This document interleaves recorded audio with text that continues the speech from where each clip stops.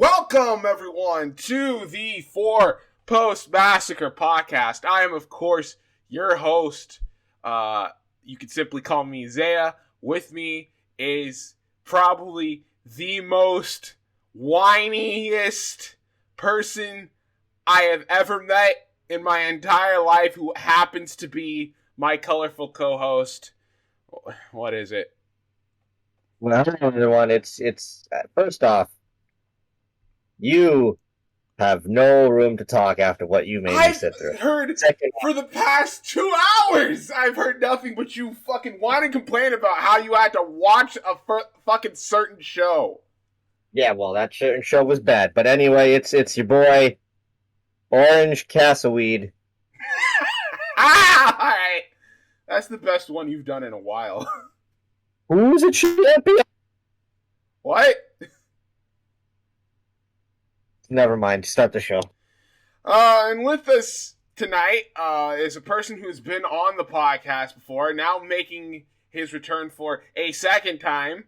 One positively more money joining us here again. Oh, it's good to be back in the podcast. So, More, you have done the exact same. You made this exact same mistake that both me and Adam did in watching Survivor Series. I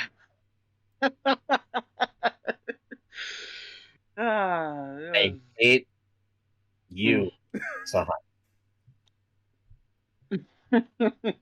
So would you say you had a more positive an experience with Survivor Series than Adam did? I don't think I couldn't get behind the Survivor Series. I mean, I don't think I couldn't get behind it. I think one match, probably alone, kind of got me, but after that, it's like, okay, I'm not behind it. Damn. No buys on the Survivor Series. Well, we will get to that and more. We've got our new segment, obviously. There's just one thing that people kind of want us to talk about here tonight, so we will get to that. I can't believe it's been a fucking week. It was 2 weeks. Was it 2 weeks? It was just 2 weeks. Yeah, that feels like every week. Yeah. But, we got that. We've got, obviously, Dynamite Rampage. And also, we're going to be talking about Survivor Series, if you didn't catch me earlier. Also, because I haven't mentioned it, special mystery box going into this one. What? Nobody told me what we were doing for the final segment of the show. I thought the final segment of the show was shitty-ass W. What? Is it? I mean, hey, if we have time, we'll do the mystery box. There's a lot, as you can see, there've been a lot of miscommunication. Adam has been constantly texting a phone that I no longer own anymore. So that I didn't know about until this show started about 5 minutes ago. So if we seem kind of out of place, that's kind of why. But let's not waste. Also, hello, Podbean listeners. Yes, we are officially on Podbean. The first episode we did of Full Gear is now up. We were talking with Hakeem Johnson, so if you want to go back, listen to that, please do so. Help us out. Also, help us out by downloading our episodes here. Give them a listen to. Help us gain traction here on Podbean. We get money, and the money helps us get bigger, and then that's what we're hoping for, people. And if we get bigger, you get better shit. Hopefully. Yeah. And I've been making my rounds. I'm in the middle of contacting someone that it would be really cool if we could have our first interview on. So, let's not waste any more time. Let's just get right into our AEW Dynamite review. Dynamite! Bang! Flash, boom, and bang, and crash, and bang, boom, bang. Bing, bang, boom, bang. Bing, bing, bing. Fuck you, bing, bong. Whatever happened to the Cody Rhodes? Is Cody no longer your dad?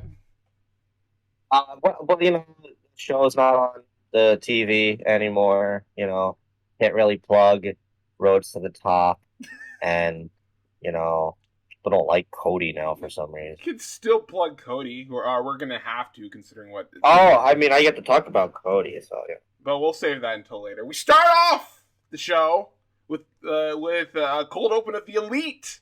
They're backstage.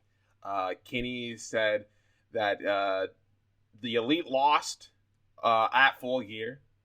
Said that he was disappointed, not in Hangman. He congratulated Hangman. Said he's disappointed in himself, and for that he's going to take some needed time off. And he asked the guys to hold down the fort while he was gone. And Cole simply responded. Cole said, "Cleaner, I got this. I got this. Don't worry." Which was amazing. I can't believe that this is canon on AEW now. But Omega makes note that he was not talking to Cole. He was talking to the Bucks.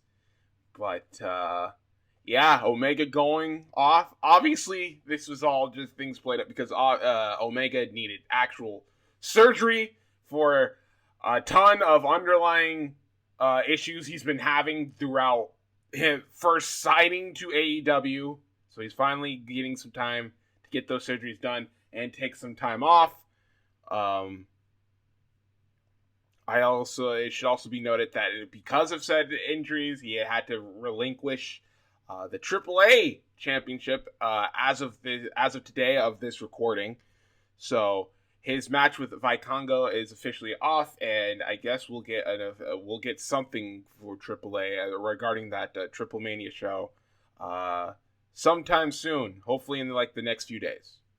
Yeah, that's how this shit opened. And then we go down to the ring, where every one of the Dark Order members are inside of the ring because it is now time to celebrate National Cowboy Shit Day. And John Silver's the one to introduce, Cowboy Shit Day. And then he introduces the new AEW World Champion, Adam Page, Hangman Page.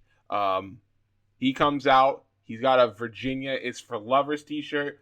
Obviously, very over, considering that this is his hometown crowd. Comes out, obviously very beloved. Crowd chants, "You deserve it." Hangman cuts him off almost immediately. Says, "I didn't deserve it. I freaking earned it." And for the first time, I think I've heard a "You earned it" chant from the crowd. Yeah. So, which honestly should be that should really be the chant. Yeah. He said that holding this belt carries a lot of weight and responsibility, and he said that ever since signing to AEW, he said that he's still just a regular dude, and he still has a boss to answer to, and he said that that boss is you guys. So he says, "I'm going to do everything in my power to become the world champion and defend this belt against Bryan Danielson," who then comes out, goes to the ring, and a white t-shirt. That just seems to be his thing now. He doesn't wear anything other than a white t-shirt and his gear. Which really does feel very American Dragon. Yeah. And this promo...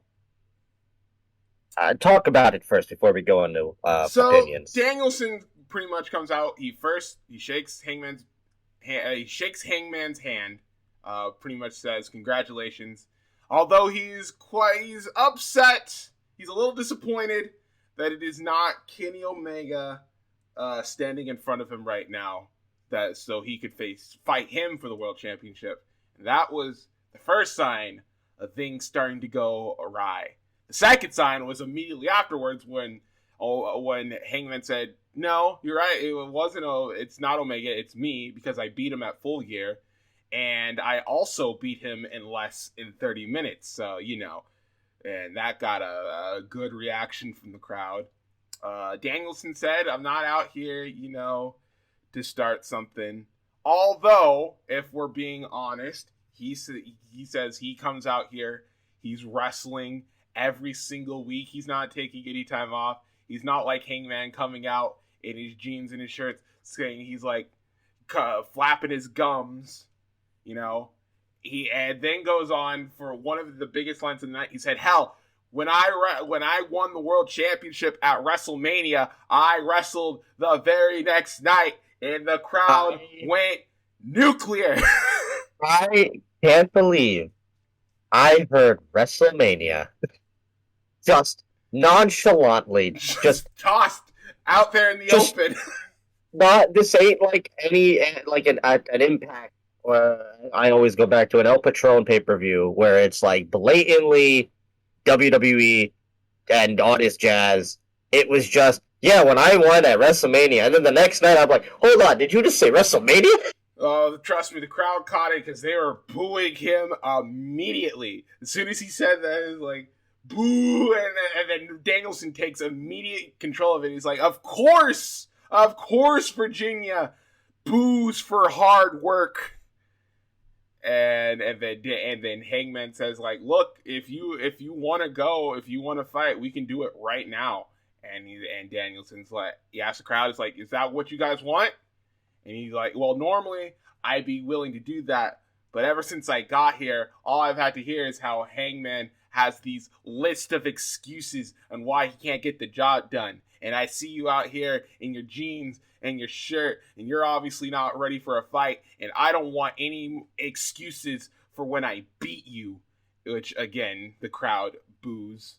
Hangman then says that, you know, I might not, you know, Virginia might be for lovers, but I'm still willing to fight, and they start to get in each other's faces. The Dark Order has to break them up. They start brawling. The Dark Order tries to separate them as much as possible. Danielson gets back on the microphone and he says, these guys wouldn't let you lose. You're not going to fight me. They're not going to let us fight. And then Hangman immediately breaks loose, tackles Danielson. This crowd is going crazy, and they eventually get them split up, and we go to commercial. This whole segment was 10 minutes, and I'm already pumped up for fucking Hangman and Danielson. I was shocked. Like, genuinely shocked that this is where we're going with this. I was expecting Brian going to come out, we have a little, you know, hey, can't wait to, you know, we're going to have this friendly, like, fire type deal. Absolutely not. Brian came out and was just like, I'm going to go full on heel? Is he a heel? A lot of people have pointed out that Danielson at this point just feels like, you know, Danielson. You know, he's not it's a whole different fucking beast. Yeah, it doesn't feel like a heel turn, but at the same time it does, because he's not acting any differently from when he first came in. It's not like this was like some sort of dramatic switch. This is just Danielson now turned up with the volume up at 10. Like, he doesn't give a fuck who you are. Like, he's letting you know that I'm here and I'm looking to kick the shit out of you. And if that means that he gets booed or cheered for it, so fucking be it. Which is awesome. Is how it should be. More, any thoughts on this promo or Danielson's supposed turn on all this? I was like Adam, shocked that Brian said WrestleMania. I'm like, hold on, he said that's the whole love. I would not just say WrestleMania. Like, and the whole thing is like, is this really a heel turn? Because it's like, I'm not even so sure if it's actually a heel turn. Because the last heel turn that he had, you know, was over at the Fed. I wasn't so sure about it because, you know, I was always a Brian Danielson fan for a very long while, since, you know, his rise to the top somewhere in 2014. So 7 years of being a Brian mark.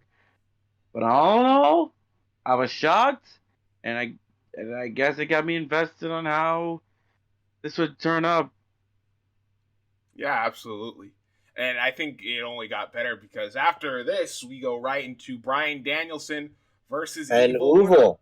And Danielson kicks the living shit out of it. Yeah, he fucking like Uno gets his shit in. Uno tries. To match the intensity of Dan, and it just never works. And this one got announced. I was like, oh, this is gonna be really good. Like Uno's really great. Brian's obviously he's Brian. That's not what happened. That's not what happened. Brian was like, I'm just gonna kill all of your friends. He fucking kicks the shit out of him. Like an evil Uno tries to slap him. He tries to chop him. He tries to match Danielson intensity, and it just never works out in his favor. The only parts of this match where he gets the advantage is when he starts playing dirtier. And he starts hitting his signature offense. He hits the net breaker. He hits the big boot. He at one point tries to go for his signature senton, but Danielson got the knees up. That is when Danielson hits the Busaiku knee. And you think, that's it. That's how he's going to pin him. He's going to go home. Nope. Danielson proceeds Danielson proceeds to say, I'm going to kick his fucking head in. Takes his Great on the hard cam for everyone, including TNT, to hear. So I wonder, they must have been happy. So he grabs. It was loud. It was just like fuck. I was like, they just said fuck on TNT. So Danielson grabs him by the wrist, starts stomping out Uno, and then puts him into the triangle, and immediately Uno's already out before he even puts him in the fucking thing. So Aubrey People pointed out that the way he did it was like Jorge Diaz or some shit, like because he was trying to flip off the crowd or some shit. Like this was like some MMA type deal. Because he did the double biceps after. Yeah. Because he put him in the triangle and he did dickhead Danielson. Fucking great. This was spectacular. I love this. Well, it's not over. Nope. We immediately get it. Tony Schiavone gets into the ring to interview Brian, and he's like, Brian. He's like, what? I wanted to take this. All right, go. Because it's going to lead into something I'm very excited for this Wednesday. Brian gets in there. He congratulates Hangman. But he says, his behavior tonight is pretty much what ended up being the downfall to his friend Evil Uno. His head, pretty much, as he kicked the shit out of it. And he said, well, until Hangman and me get to go at it one-on-one, I'm just going to pick apart the entire Dark Order. And since we're going to be in Chicago, how about I go after the Chicago's golden boy himself? And he challenges Colt Boom Boom Cabana to a match this Wednesday on the Thanksgiving Dynamite, and says, if you got the nuts, you've got any nuts, I'm gonna kick your head in. No, please don't. That is legend of wrestling. Boom Boom Colt Cabana. Without him, there are no wrestling podcasts. So please don't hurt Colt Cabana. So is this the part where you're gonna mention the supposed plan with Danielson in the Dark Order? Which is what? Apparently he's fighting. Well, I assume he's gonna fight them all, right? He's fighting all of them in their hometowns. That seems to be the plan. So he faces Cabana in Chicago. I think they're I don't know what they're... Well, they're going to be in Long Island. Who would they, I guess, Silver? Yeah, Silver. Reynolds? Yeah. And then I think people are expecting the Newark show, which is the debut on TBS, to possibly be where this match happens. I think it's too soon for Winter is Coming. What do they do at Winter is Coming, then? Well, that's going to be in Texas. I don't know who's in the Dark Order is from Texas. Is 10 from Texas? 10 might be from Texas. Well, we get 10 and Preston Vance. 10 and Preston. That'll be a rematch, right? Danielson and Preston? I thought. No, that was Moxley. No, this will be a first time ever match between Vance and. The other thing I want to point out is what somebody brought. I forget who it was. It might have been Alvarez, but I might have been somebody else I was listening to. And they made a good point that, and I think everyone, including the three of us, pretty much had Moxley cemented for the next shot. Yes. Moxley goes away. I hope he's doing fine. So all of this Bryan stuff seems like this is Bryan doing all this, which is even cooler to think about, that this is not how it was supposed to go. Bryan just put himself in this position now, and this all seems very like either this is what the intent was with Moxley, but now with Bryan in the position, it just feels even more different and honestly a little bit more exciting than Mox and Hangman. Yeah. More any thoughts on this before we move on? Well, I think all in all, I still look forward to what's going to happen with the Dark Order and Bryan and Hangman. Yeah, it should be good stuff. Yep, should be. But after that, we go backstage with MJF almost immediately after his match with Darby Allin. He said that everyone says that MJF, when he came in, he was a bit one note. He's like, he could talk in the mic, but he can't cut it when it comes to in the ring. And he points at his knee. He says, I don't know what's going on here. And then he points his head, but I know what's going on here. And it says, I'm the best. I'm the best no matter where you put me, exactly where you put. And I think that in this match just proved it. MJF really impassioned here is really good. Short little promo he did. And that was just basically a lead up to his promo later into the show, which we will get to later. We go backstage again where Shivani is with Kingston, and you can see Kingston just telling Shivani to hurry it up with the introductions because he knows where this is going. And sure enough, it gets interrupted. He gets interrupted. He gets interrupted by not who I was expecting. 2.0 and Daniel Garcia. And Daniel Garcia. Who they have had history. I will say this was pretty funny. Just Matt Lee and Jeff just being like, "Hey, Kingston, eh? Kingston."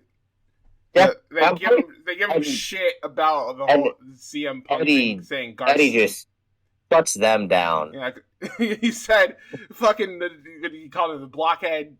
Fucking blockhead's friend. Shut up. He goes to Garcia. He's like, you let these two grown men call you their son. I don't respect that.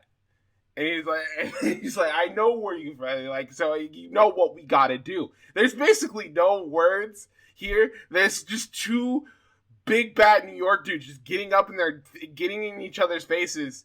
And already, like, yes, that's our next thing. That's our next feud right there. That's our next match. And so Kingston, so they walk away all heated, and Kingston's like, can I get one promo where I don't get interrupted? I'm going to catering. I fucking love this segment. But after that, we go into our next match, which is a tag team match with the Butcher and the Blade and the Bunny. She's not in the match. She's kind of outside. They're going up against the team of Orange Cassidy and the fucking Stone Pitbull Tomohiro Ishii. I couldn't believe this. So this match was pretty good. It started out, I think, a little slow. And I think also that has to do with the fact that, sadly, there's an injury that comes out of this match. Wait, there is? Yeah. It's been reported that the Butcher tore a bicep. Oh. Which is really sad because he just came back. No, it wasn't that he just came back. He was in the middle of touring. Took this night off specifically because he got to fight Ishii. And got hurt, which really sucks. That's tough. And especially because I do believe he just came back from an injury. Yeah, he did. That's why I say he just came back from one. And I don't know what how bad of the extent it is, because I think it's just it's getting traction. Meltzer briefly mentioned it on the podcast they did today or yesterday, as of this record, so Sunday or Monday. Yeah. And he kind of just threw it out there. So hopefully it's not too bad, but that really sucks because he took off specifically for this. But I think once this match did get going, it got pretty good. So it starts off with it looked like Ishii and Butcher were going to go in, but Butcher tags himself out beforehand. Cassidy tags him in. Blade and Orange Cassidy, they go through their stuff. Orange Cassidy does his usual shtick, the hands in the pockets and the kicks and the DDT. It's kind of what it's normal Orange Cassidy stuff at this point. It's it felt like that was the thing, is that it felt like nobody in this match was really giving it 100%. It kind of felt like they were going through the motions. Even Ishii, I've seen normal Ishii matches. This very much seemed like he was chiming this one in, which was fine. He didn't really have to do much. It just needs to be Ishii, get hit, don't sell, get the crowd, pop the crowd, all that stuff. The crowd, I don't know if it was just me, but between this and Rampage, except for obviously the opener and the main events of both shows, this crowd was not great. It was a dead crowd, probably. The crowd was pretty dead. I expected worse, considering we were in fucking Virginia, of all places. Well, also, apparently the venue that they were at only holds 9,000 people. Which is a very small amount of people for an AEW show lately. Well, Virginia holds a small amount of people in general. Yeah, but I understood this whole point was, Hangman's in his hometown state, so it made sense. It's just this crowd was really just not on their game. I've heard worse crowds, to be quite honest. I have too, but this has so far been this has been maybe the worst crowd AEW has had. It was a dead ass crowd. Butcher and Ishii eventually go at it. They're trading strikes. Forearms. There's a point where Butcher is going for the forearms and Ishii's just eating them.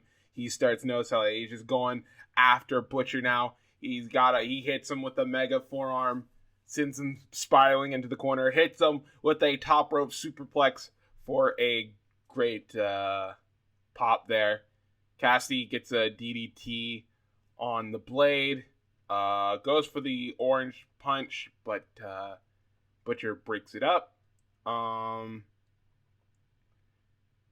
Then Blade comes in. He's about to hit Ishii with the brass knuckles, but Romero stops him. Matt Hardy takes Romero and sends him into the barricade. Cassidy then hits. I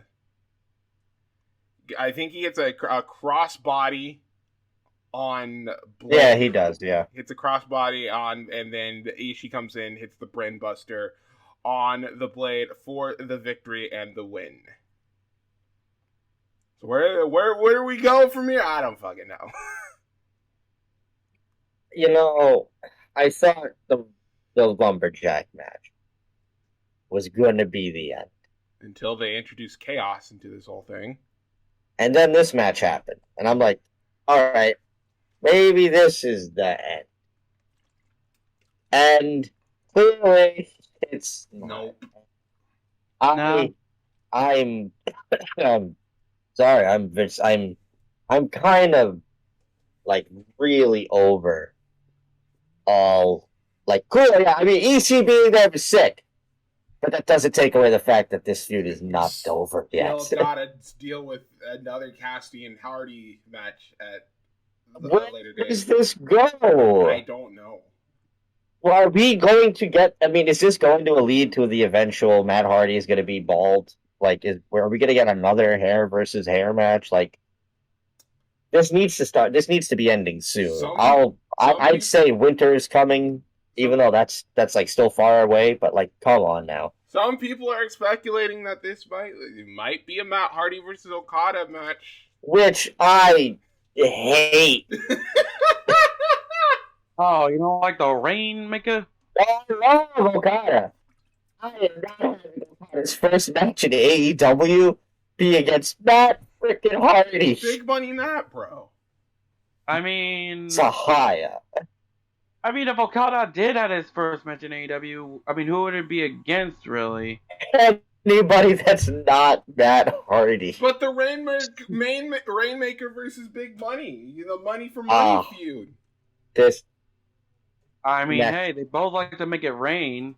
Oh, God. Next segment. More, any thoughts on this before we move on? Not bad match, dead-ass crowd. Yeah. After this, we get Andrade backstage with FTR and Tully Blanchard. This is pretty much all to... And Jose. This was all pretty much here to set up a 8-man tag match for next week's Dynamite, which will be... Which is going to be sick. The Lucha Brothers, Cody, Pac, that triangle back together. I guess the Death Square. No! Cody's not a part of the triangle! Yeah, we got American Death Square, and they're going to take on the Spanish Pinnacle of FTR, Malachi, and Andrade, because I guess just the Pinnacle's over now, or whatever. Yeah, that's not the takeaway from all this. The takeaway from all this is crazy Tully Blanchard again really wants this match with Arn Anderson. Yeah. Now hold up a minute. Why would anyone want to see two old grandpas go at an AEW? This ain't Grandpa Mania. Because there's a good chance that fucking Arn just says fuck it and just fucking shoots Tully live on air. Like he's legitimately... One day he's going to reach into his pants and he's going to pull out an actual Glock. Be a fucking finger gun, yeah. Pull out the Glock! Yeah, but Tully just pretty much screams and he's like, fuck you, Arn. I'm gonna fucking kill you. I'm better than you and you know it. And fuck, Jose can't wrestle, but bitch, I still can. I'll fucking fight you anywhere. I'll fight you. Let's fight. I'm like, why doesn't Tully want to fight Eddie Kingston? That's... At this point, they have like the same energy. And then this leads into possibly my match of the night, which was Hikaru Shida and Nyla. This match fucking real good. Yeah. I'm not surprised. These two have really good chemistry. They're like one of the best women's feuds that AEW really has had. Yeah. The longevity on this one. This is a great match. So the story of this one is that obviously Hikaru Shida is coming into this match hurt because of Serena Deeb injuring her leg after her match with Hikaru Shida in the first round of the TBS tournament. So basically this match is Shida trying her best to keep Nyla away from her legs. She's trying all of her normal stuff. She hits like a nice... she hits her with an axe kick to the top of her head at one point. That looked pretty sick. There was a point where Shida hits her with her knee. They go to the outside. And Shida tries to set up her chair so she could do her knee attack thing. But... I think, fucking Nyla stops her. She puts her in the chair. Goes for a fucking cannonball senton and just eats shit on this shit. She crushes the fucking chair. Yeah, that looked fucking painful. I was like, that hurts. Why the fuck would you ever? And then after this, probably my favorite moment of this entire match and this night, Shida beats the shit out of Vicky with a kendo stick. After her shoe broke.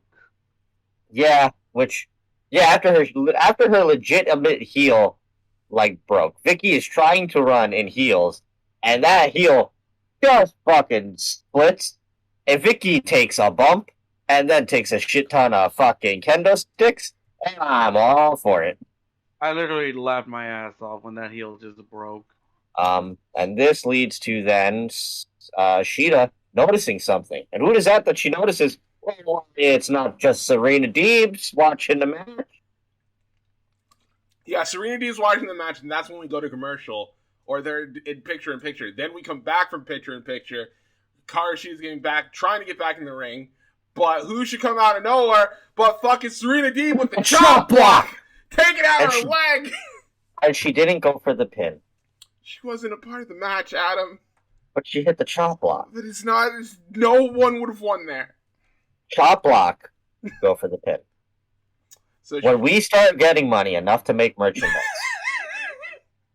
there is no way in hell you are not going to allow me to make a chop block go for the pin. Let that be the first merchandise thing we made, not chop block go for the pin. The first thing needs to be our original bit, Ricochet and Pants.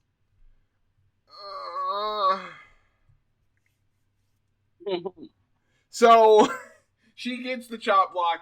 Sheeta gets put back to the ring. Nyla sets her up, hits that signature knee, goes for the cover. 1, 2, no! Kick out. Nyla then tries to go for the Beast Bomb, but she counters it into an armbar, and then counters that into a triangle. Nyla picks her up, tries to go for a power bomb. She did get the power bomb. Tries to get her up again. Sheeta then counters into the same cover she beat her with back on the Countdown show to Full Gear.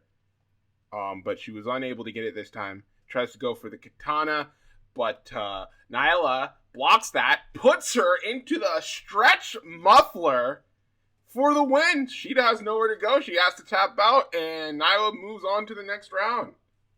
Nyla doing the stretch muffler, pretty cool. Yeah, make that a submission finish for her. Hey man, the Brock Lock making its return because Survivor Series, we saw it again. Real good match. I very much enjoyed this. This match was great. This match fucking smacked. I'm not disappointed. I love not just that the match was great. I love that Sheeta and Deeb, that story was also involved. You know, I've said before, we need more non-title based AEW women's feuds. We got one right here. This has been spanning over both Rampages and Dynamites, which is really cool. And the pay-per-view, because she was at Full Gear. Vicky got her ass kicked, which is a plus. Good shit. Good shit all around. Nyla moves on. She will be facing either Ruby Soho or Statlander. Yes. Which does not have a confirmed date yet. Not yet. But all in all, great shit. More your thoughts on the match? Definitely a great match to see. I kind of enjoy, like, no matter what people say, I actually enjoyed the Hikaru and Nyla Rose match. I enjoyed it a lot. So, great match. After that, we go to commercial. Then we come back. MJF is now here with Shawn Spears and Wardlow. For some reason, why is that his posse now? Hold on. There was a Malachi Black promo before this. There was? Yes. Alright, I must have missed He had a quick little message to Cody and the Pac and the Lucha Brothers, of course, talking about them fighting in Chicago. But the best line he says was at the closing here, in Chicago, I will make it so that the air you breathe will turn toxic. Deep breathes, my friends, while oxygen is still on your side. Deep breathes? Yes, deep breaths, sorry. Deep breaths, my friends, while oxygen is still on your side, and then he fades. Deep breathes, everybody. Do some deep breathes. Deep breathes. Shut, God damn it, people. Take a fucking English class. Yes, of Wardlow and so MJF pretty much comes out with Sean Spears and Wardlow. Sean Spears says that MJF would like. We just talked about the fit No, on Sean Spears here. Fucking this guy called beanie, that. He got no shirt. He got the shit. He got the beanie. He's a fucking weirdo, bro. I love this guy. Such a weirdo. Sean Spears. He's such a fucking weirdo. You're a weirdo. I mean, true. This guy is the best. When are we giving him the TNT title? Ask for people to silence. He said, "You see that?" Then he gives the mic to MJF. He's like, "I try to help. I try to help." The crowd obviously was not listening to him, and so he. We got Sean Spears got some mic time. Can't go wrong with that. He should always have the mic. MJF pretty much addressed the Norfolk, Virginia, in his most insultingly southern accent.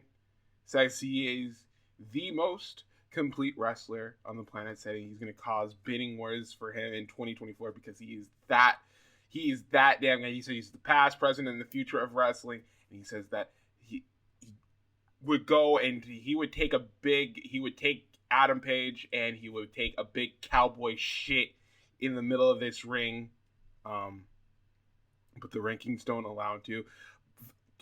Excalibur, as soon as he said that, says, "Yeah, because you only wrestle like 3 times a year." Yeah, that was a good one. Love it when every single time MJF brings up his fucking record, Excalibur's like, "Why don't you just fucking wrestle more?" You ever think about that? But MJF versus Excalibur. Do it in what is that place? Dusseldorf, Germany. Same place he fought Malachi. And then, this is, this kind of going back to the promo he caught earlier, talking about, he's going to be he's going to be the next champion. Nobody in that locker room looks nearly as good as me. Nobody is on my level. And then here comes CM Punk. He comes in the ring wearing apparently the same shirt that he wore when MJF met him. Yeah, there was a whole deep dive into this picture of MJF as a little kid meeting CM Punk, in which MJF is wearing the same colors of what he was wearing on Dynamite, and Punk was wearing the exact same T-shirt that he was wearing when he met him. That's fucking hilarious. Crazy little Easter egg storytelling right there. The crowd is doing holy shit because they know we've been waiting for this. Everyone's been waiting. Like, when is Punk and MJF gonna happen? No, first they were chanting CM Punk, and then they chanted holy shit, and then as soon as MJF tried to calm them down and whatnot, they immediately went back to shut the fuck up. He wasn't even talking. He's just telling them to calm down, and they responded to shut the fuck up.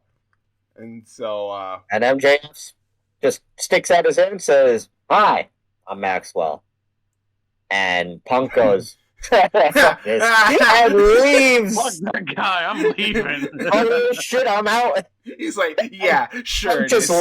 Yeah, sure. And just laughs and leaves, and MJF is befuddled.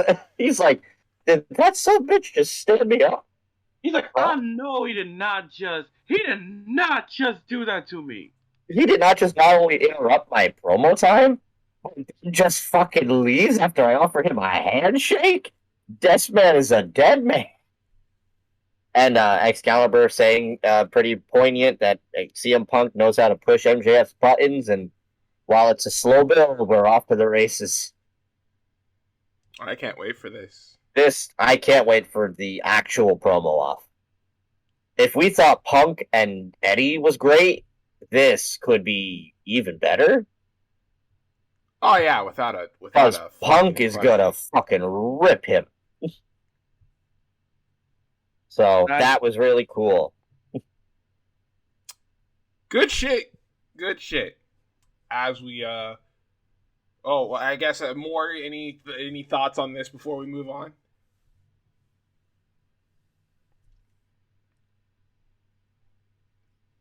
I guess not. You good, more? What? I asked if you had any more thoughts on this. I said, holy shit, I can't wait. Oh, all right. You cut out. Yeah, I think but it's okay. We're good. Yeah, we're good. We're good. We're good now. We're good. So, Tony, we can then go backstage. Shivani's backstage with Darby Allin.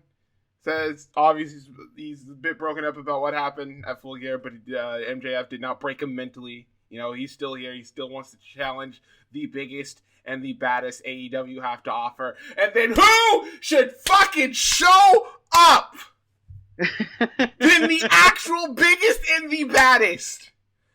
Austin, Colton, and motherfucking Billy Gunn. The Gun Club are back. And they get up. You know, I was in the middle of smoking once. And I am a very protective man of my paraphernalia. Uh-huh.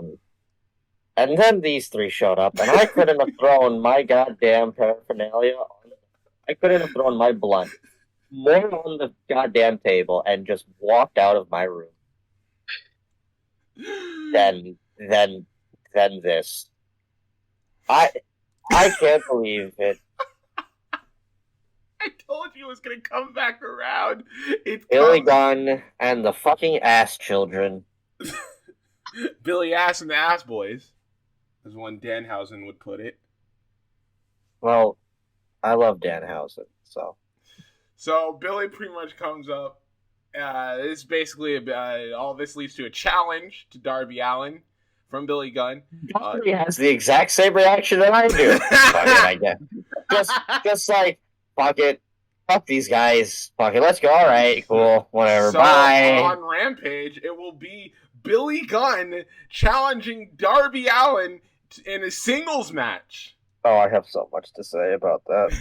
I mean, hey, if I was to say, I gotta give props to Billy because, you know, the man don't want to retire. He still wants to go. You see this? He's a fucking freak of nature. He's gigantic. Go I home. mean, he's big. That's why he's the biggest. Oh my gosh, you're so whiny. Young Bucks and Adam Cole are backstage.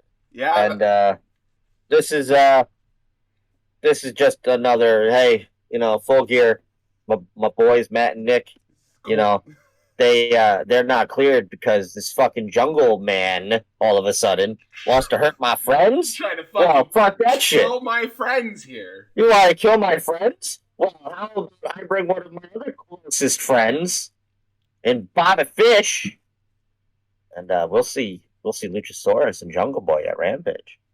And they did. And was this the promo, I believe, where Bobby was about to throw up the Undisputed Era? Yeah. We can't do that here. Now you can't do that here. Can't do that here. We can mention Mania, but we can't. You can't. We can mention WrestleMania. We're Undisputed Era. Not yet, at least. I guess not. Not yet, at least.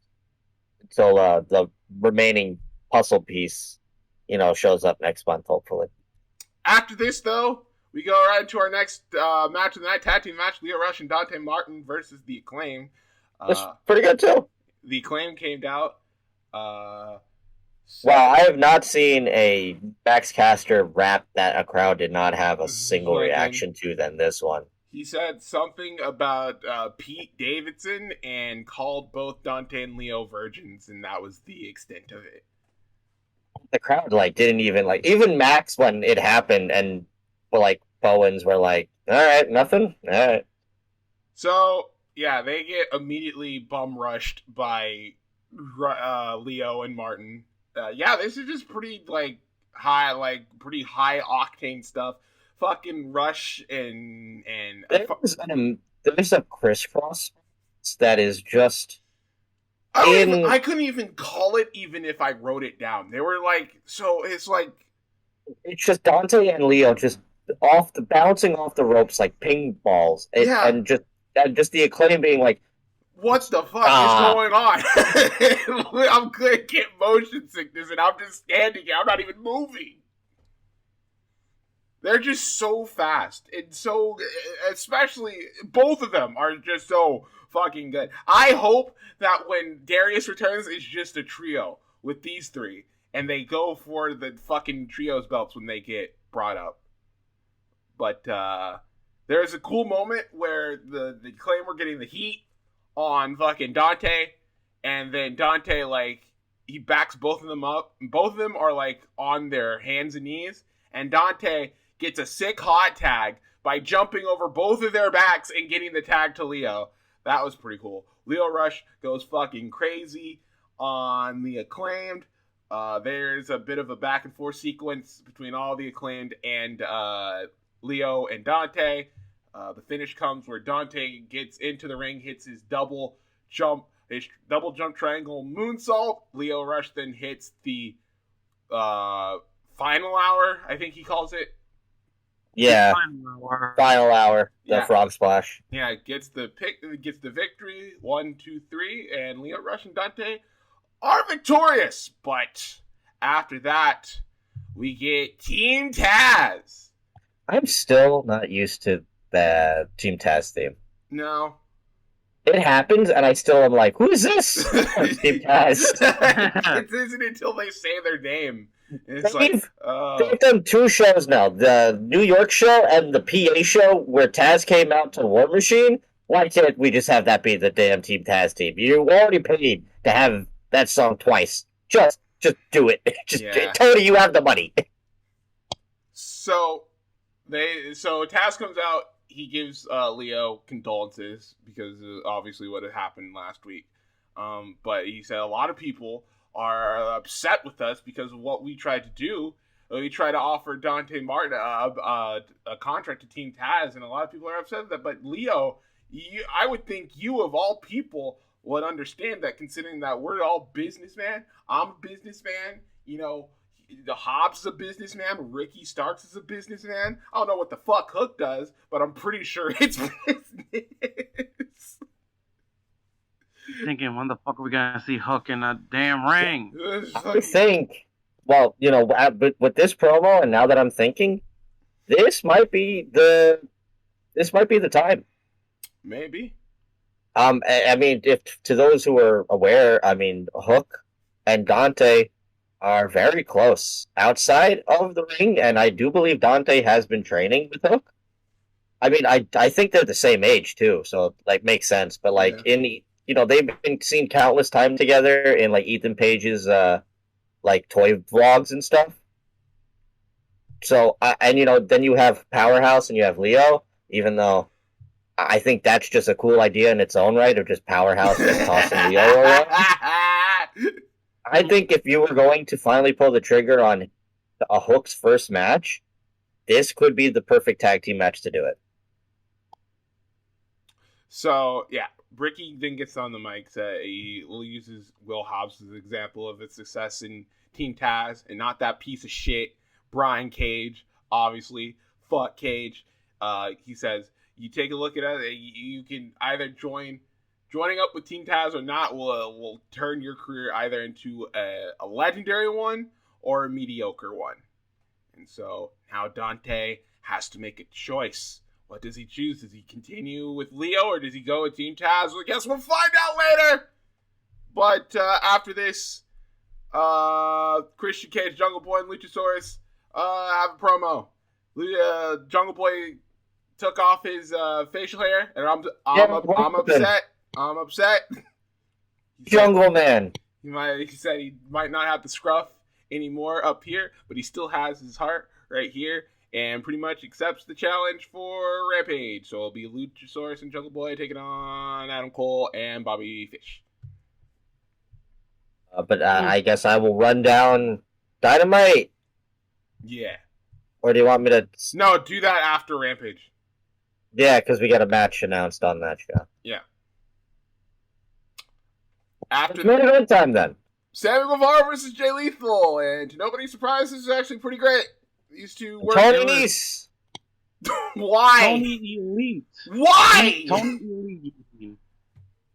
Alright, can I mention this real quick? Because it's the most ridiculous thing.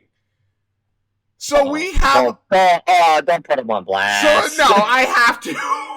So, we have a friend here on the Four Post Massacre Podcast. He's been on here before. He's been on here twice. He goes by the name of VPOC. Now, VPOC here, he has a pretty close connection with that man, Tony Leafs. These two went to the same high school together, and he's been a pretty big supporter of Tony Nese throughout his career.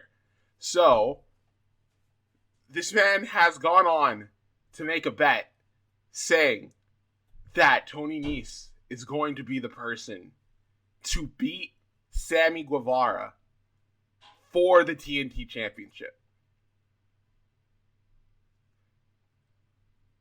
I'm just going to let that sit out there in case people didn't... Tony Nese! The man who couldn't win the Cruiserweight title until half of that division was fucking gone!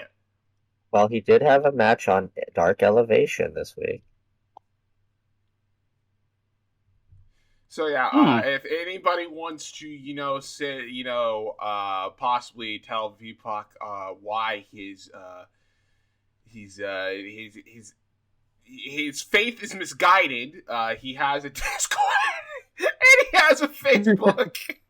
You can also check that out in our links of his episodes. We have all his information right there. So if you want to send him a little bit of a message, by all means, do so. But back to this. This is a pretty damn good match between Sammy Guevara and Jay Lethal. Really played up the fact that Sammy was coming into this match injured. He tried his best. Lethal was going... Yeah, there was an entire, portion where he's on the outside, and I got swerved. Because it's during the commercial break, and it's usually the commercial breaks are, slowed down and stuff, but the entire commercial break was dedicated to Sammy being on the outside, and I honestly thought, oh shit, did he just get hurt during the commercial break? Luckily, not the case. No. But fucking good on them for getting me swerved. Because I believed it. So there's some cool spots in here. Lethal tried to go for lethal injection at one point, but Sammy is able to block it. Threw Lethal to the Lethal then tried to throw Sammy to the outside. Tried to go for a suicide dive. Sammy caught him into a fucking brain buster. Then puts him on a table. I literally thought he was gonna try a 630 from that far. From that far away to on. I was like, this motherfucker is either gonna do a 630 or he's gonna shooting star press, and Sammy Guevara is about to die, and so is Jay Lethal on his first night in the company. That did not happen. But this table still didn't fucking break. No, he tries to go for a swanton like he did at Full Gear. Misses. Yeah. And like Adam says, the table did not break. Fucking Sammy's... Wait. I thought the table did break. Did it break? It did, really. It didn't break in half, but the end of it broke. Either way, Sammy looked like he died. That's where I said, oh no! Lethal gets it back in. He tries to go for that Macho Man elbow drop. That was one of the worst looking ones he's ever done. But Sammy... yeah, it was. I was like, wow, that's Jay. What happened, Jay? But he gets Sammy actually counters it into a crucifix. Lethal at one point then locks him into the figure 4 leg lock. Sammy gets the ropes. During this time, both of these men, they're throwing shots at each other. Lethal going full in on the ribs because Sammy Guevara won't give in. The doctor's trying to help him, but he's not having any of it. They're going back and forth. Sammy then starts hitting these fucking bicycle knees which I guess cool Omega's not around anymore, so I guess I could just go full in on this mother, because he's just throwing. That's what I said. I was like, oh, everybody's just gonna do the V trigger now, I guess. He's just throwing V triggers. He threw 4 of them in like consecutive order on Jay Lethal, and then picks him up, go to hell for the victory. The whole inner circle comes out. They celebrate. There's a big handshake between him and Lethal, and that's how we closed off the show.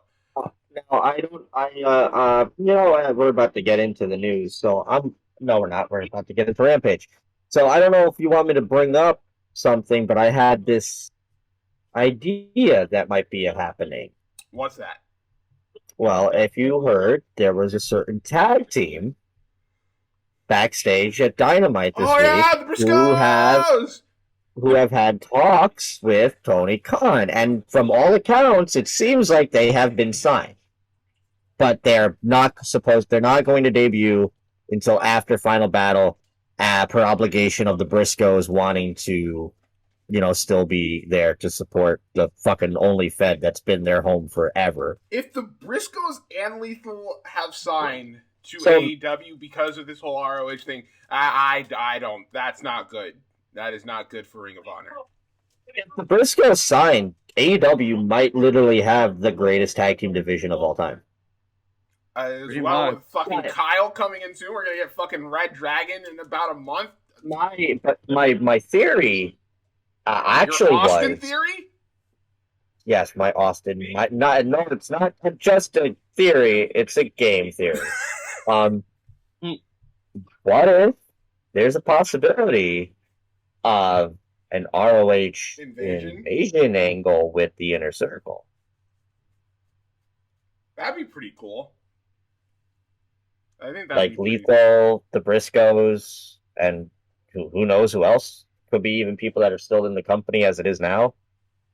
I think that'd be pretty dope. Because I don't know, it felt weird when the Inner Circle came out and they're all like cheering up Jay, and it didn't feel like Jay was like into it. He was into it when him and Sammy got their like thing, but then the Inner Circle showed up, and I don't think Jay was like, this seems a little upstagey. I didn't see this more as anything other than like fucking an introduction to Jay Lethal to AEW. So maybe that's where they go with it. Like I said, I could be thinking too deep into this, but I felt and this might just be because of how I'm accustomed to most after the pay-per-view or like the big pay-per-view events having some form of a big like ooh shock type deal. So I thought, you still have like a minute or so of time left. What if the Briscoes just showed up and just beat the shit out of everyone? That didn't happen. No, it didn't happen. But I mean, now that we know that they're not going to show up until after Final Battle, which is only in a few weeks. Do you know what the date of Final Battle is? Oh, I can look it up. Because I looked it up before December 11th. Winter is Coming is the 15th. Winter is coming. Them boys are coming. Also, Wyndham is coming, apparently. According to Wrestling Twitter. Well, Wrestling Twitter. But anyway, that was Ram. No, that was Dynamite. Now we get on to Rampage. Good overall episode of Dynamite. I didn't think it was the best episode ever, but it was still pretty good and enjoyable. I just thought the crowd was one of the bigger issues of the night. And that kind of plays also into Rampage. This is Rampage. Well, I guess more. What was it before we go? More your overall thoughts on the show. It was actually incredible. I enjoyed the Lethal versus Guevara match mainly because of the table spot. Because oh no, Sammy screwed up because he hurt himself very badly on that. But overall, it was an enjoyable episode, even though it was a dead-ass crowd in Norfolk, Virginia. Yeah, despite the crowd, I thought this was a pretty great show. I really liked a lot of things on the show. I thought a lot of stories got progressed. We're moving on to a lot of new things as well, which is what you always want. So I'm happy. This is a very enjoyable episode. But now we get on to Adam's favorite show of the week, AEW Rampage. It's been consistently not been my favorite show of the week lately, and tonight's episode is no better. I don't know how you could say that when we got such a hot opener with Darby Allin with Sting taking on Billy Gunn with Ash Children. With the Ash Children. Wow. The monotone on that voice on when saying Sting. I mean, he's with Sting. Sting's not a part of the match. Was wrong. What was wrong about it? What was wrong about it? What was wrong about it? Why did Billy Gunn get so much offense? Why did Billy Gunn kick out of the fucking coffin drop? Because Billy Gunn is the big motherfucker. Dude, stop they it. are undefeated in AEW. Billy Gunn is not undefeated. His ass children are. Billy Gunn has lost matches. Why is Billy Gunn kicking out of Darby Allin's finisher out of it, not even getting a 1 count? This match was not, fundamentally fine. There was no botches, there was no bad issues. But Billy Gunn got too much fucking offense, and that's not what you should be doing with Darby Allin. I think he just wanted to be an even playing field. But I guess with someone who's bigger, it's like you want the big guy to get momentum, but you gotta get the little guy's gonna do a comeback. Yeah, that's it's no different from any other Darby Allin match also, when he goes up against a bigger dude. There's a code red in this match that is just not good. Because fucking Billy just didn't want to go with it. He did Darby did a fucking coffin drop on the ass, boys. I thought you would like that. No, I did like that. But this match is not good. All you need to know is that Billy pretty much beat the shit out of Darby for 90% of this match, and then Darby made a comeback near the end. He hit 1 coffin drop, which Billy Gunn proceeded to kick out of an account of nothing. However, I think that was more due to the fact that Darby was going into the match injured, and he couldn't capitalize on it right away, and so that's why he had to hit the second one. Just fucking chucked him! That's why he had to hit a second one for the victory. Okay, you want to do a second one, sure, but I think then structure it where, I have to hit this twice. Not, I hit it once. Billy literally tosses him, and then Darby's right back up, he hits another one, wins. That is bad. This is bad booking. Great match. No. Stop it. What do you mean, stop? And then after the match, the Ass Children try to beat up Sting, and then Sting just hulks up, beats up the Ass Children, and Billy, they all retreat. Are we getting are Sting and Darby going to be the ones that end the... Versus the Ass Boys. So they're the ones who end the streak, right? Right? I swear to God, if you have Darby and Sting lose to Colton or Austin Gunn, I'm not watching Rampage anymore. Oh my God. Any thoughts on this? Totally. Okay, alright. You need to calm it down, sir. Calm down. He's on Elevation. He's calling shows on Elevation. That feud went nowhere. More your thoughts on this. Respect to Billy Gunn for still doing this after all these years, because he is definitely the biggest guy in AEW, around 6'5" or 6'6". I enjoyed the match though. See, me too. Adam's just very weird when it comes to Billy Gunn and the Gun Club. Love Billy Gunn. When he's not with his ass kids.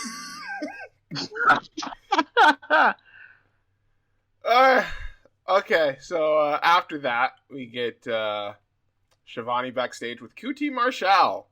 Says that he's going to be fighting Punk in Chicago. Why? Why what? Why is this a match? Why not? Punk can go into his hometown, get the quick victory, and then he can do a little fucking segment with MJF afterwards. Everybody wins. Couldn't have done that with somebody else. Who is a bigger heat magnet than QT Marshall? The ass kids. So you would want Colton or Austin to face Punk in yeah, because Punk would definitely beat them. You're saying it's not a definite with QT? Yeah, I mean it is, but like QT losing is not a new thing. I just want to see Colton and Austin lose. You need to get off this haterade, bro. Video package. Jericho saying it was an emotional night for all of the Inner Circle for obvious reasons. He says always us against the world, and they proved that, and they beat American Top Team, which then leads to immediately backstage where we're with Ethan Page and Scorpio Sky, and they say this is far from over, and I audibly groaned like, no! Please let it be over. I can't take it anymore. Said the American Top Team will be back. Jericho responded on commentary, which was a very obvious edited in voiceover because it sounded nothing like how he sounded on commentary, saying that whenever American Top Team wants to fight them, they'll be ready and whatever. Jade Cargil versus Red Velvet in the TBS Women's Championship Tournament quarterfinals. I thought this was a fine match. I honestly do not know what your fucking problem is with this. She botched. Who? Both actually. What? Yeah, there's a really blatant. There's this drop kick that Red goes for early on. And Jade has like a really bad stumble through the rope to the outside. It didn't look good. Oh my gosh. And then Red goes for a fucking suicide dive and gets caught on the rope, which was supposed to be like she dives and Jade hits her, but Red gets caught on the rope before Jade hits her, and that looked bad. You're supposed to catch yourself on the rope before you go to the outside. No. I mean, it looked so blatantly bad. The match does pick up after the commercial break. It did pick up after the commercial break. But I have to eat my words here. Because I have said in the past, I want to see Jade have longer matches. Maybe I was wrong about that. Maybe Jade is not ready for longer matches yet. Because there are points in the match where she is just a deer in headlights. And Red is not good. But they come around at the end. They make something work. I enjoyed it once it got towards the end. Red hits a really what does she hit? She hits a really cool move. I can't remember now. Jade wins, which obviously needed. That was what's supposed to happen. But I now fear for who she's fighting. She's gonna fight Thunder Rosa, probably, right? I don't think Jamie's winning. Yes. As much as I would love Jamie to win the whole thing. More than likely, it's Thunder Rosa. That could be a better, longer match because it's Thunder Rosa. But, ooh, wow, I think Jade needs a little bit more polishing shit. Thought this was a fine match. I really liked the finish. Velvet using the ropes to push it. I think that was the first time I've seen anybody counter Jaded before. He also hit a spear and then tried to hit the final slice, but gets caught with the Jaded for the victory. Yeah, fine match. I liked... That's another thing. How do you like Red Velvet? She does an overdrive. I'm not saying I'm like the biggest Red Velvet fan in the world. I'm just saying you give her way too much flack for someone that likes someone that likes Penelope Ford. Like Penelope Ford as a character I have never said I like her in the ring. I mean, the way that Red Velvet did her finisher, it was kind of a cool version of the overdrive. You can't make that move look cool. Zahaya hates that move. It's fucking stupid. Come on. It's not like somebody...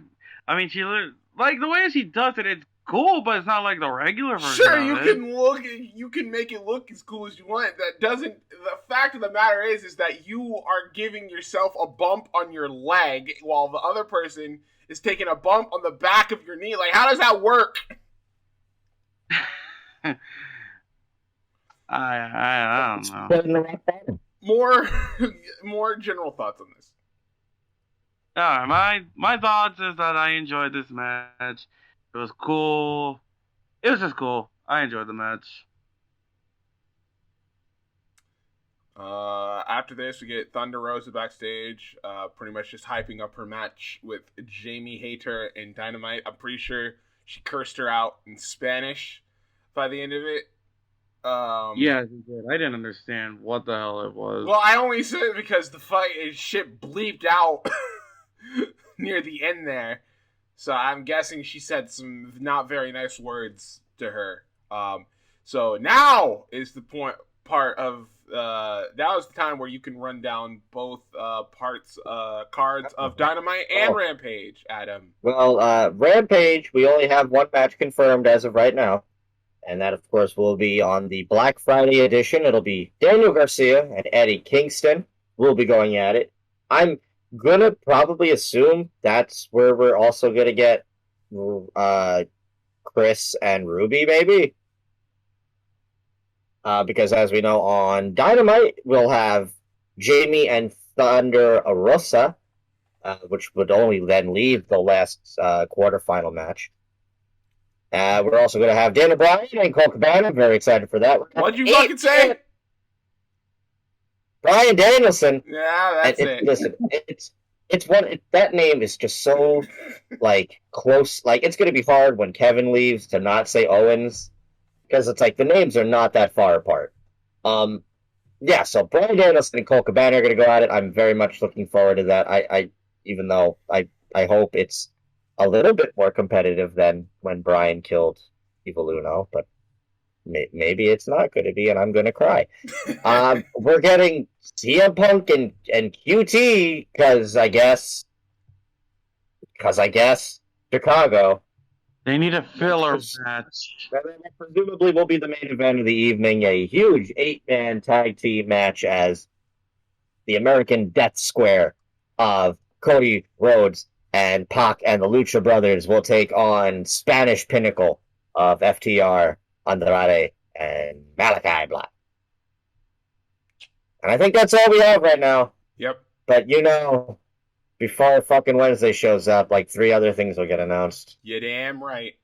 But it happens every fucking time. We'll worry about that when we get to that. But now it's time for our main event of the evening, which is Adam Cole and Bobby Fish of the era taking on Jurassic Express. Era. Yeah, the Elite Era, yeah, I guess. This was good. I liked this a lot. Not surprised. Really good match. I thought Luchasaurus got to show out a lot more here. I told you. So between this and Full Gear, I think my buddy is back to 100%. So, this is basically Jungle. This is all clearly leading to another Jungle Boy singles match and between Adam Cole and Jungle, because they're pretty much the focal point story wise of this match is the two of them. Bobby Fish looked good too. This match was great. I really liked this match. Yeah, everybody got to look good here. Cole and Jungle Boy had some good interaction. Fish played a good heater in this one. Luchasaurus got a damn good hot tag. There's a sick-ass counter of the Panama Sunrise. Where he fucking Jungle Boy tosses him up. And Luchasaurus just catches him for a powerbomb. That was sick. Which was so awesome. I loved that. That was nice. There was also the misdirection tail whip between Fish and Cole, where it looked like he was gonna hit Cole, but then hits Fish, and fucking Jungle Boy hits him with the face buster. I thought that was cool. Yeah, this is just very cool. Just a very good match. I will say that the ending of this was just very felt like a rerun of Fish and Jungle Boy's match from like, I think it was like 2 weeks ago, where Jungle Boy just takes Fish, puts him into the Adam Cole leaves Fish for dead, and then Jungle Boy locks Fish into the snare trap, gets the tap out, and that's it. And that's how we close out. Oh yeah, the Young Bucks also came out, and they got chased away by fucking Christian Cage with the chair. What the hell was Nick Jackson and this fucking nose ring? So Christian has stated multiple times that this chair is now like his friend. So what the fuck is it? Is he like doing Sean Spears' gimmick now? What the fuck?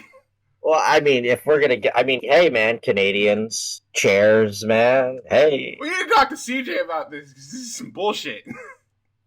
But no, I mean, even beforehand, during the Mark Henry part, he was like, this chair is the same chair from the show, and like, he's our buddy now and shit. And I'm like, the chair? The chair? Is that like, is this gonna be a thing now? He's a friend now? Why does every wrestling company have a person and an inanimate object? Fucking Eddie's got Kenny, and what is it? Alicia has Kendra. Yeah. And now Christian's got Cherry. They should name the chair Adam. No. And because okay. I thought that. Think about it. Yeah, I remembered. That would be funny. That'd be pretty cool. But yeah, that was a very funny spot. All like the Young Bucks come out, and then all of a sudden it's just like there's a match going on. They're just running around the ring like Tom and Jerry. Very funny. And also just looking completely out of his mind with this earring nose ring combination. Fucking Nick Jackson should be Wrestler of the Year. Yeah. But all in all, I mean, like I said, the main event really saved what I thought was a very lackluster show, to be honest. I thought this was a good show. Not excellent, not great, not bad. Just good. Just a good episode of Rampage. It was good. Not bad. But the fact that it's still an hour is really the refreshing part, because it's like, I can't get too mad at 48 minutes of TV. Although I will say that we need to pick up, like, this is starting to very much feel like a secondary show, and not like an extended hour of Dynamite. We might need to something's probably going to need to fix that soon.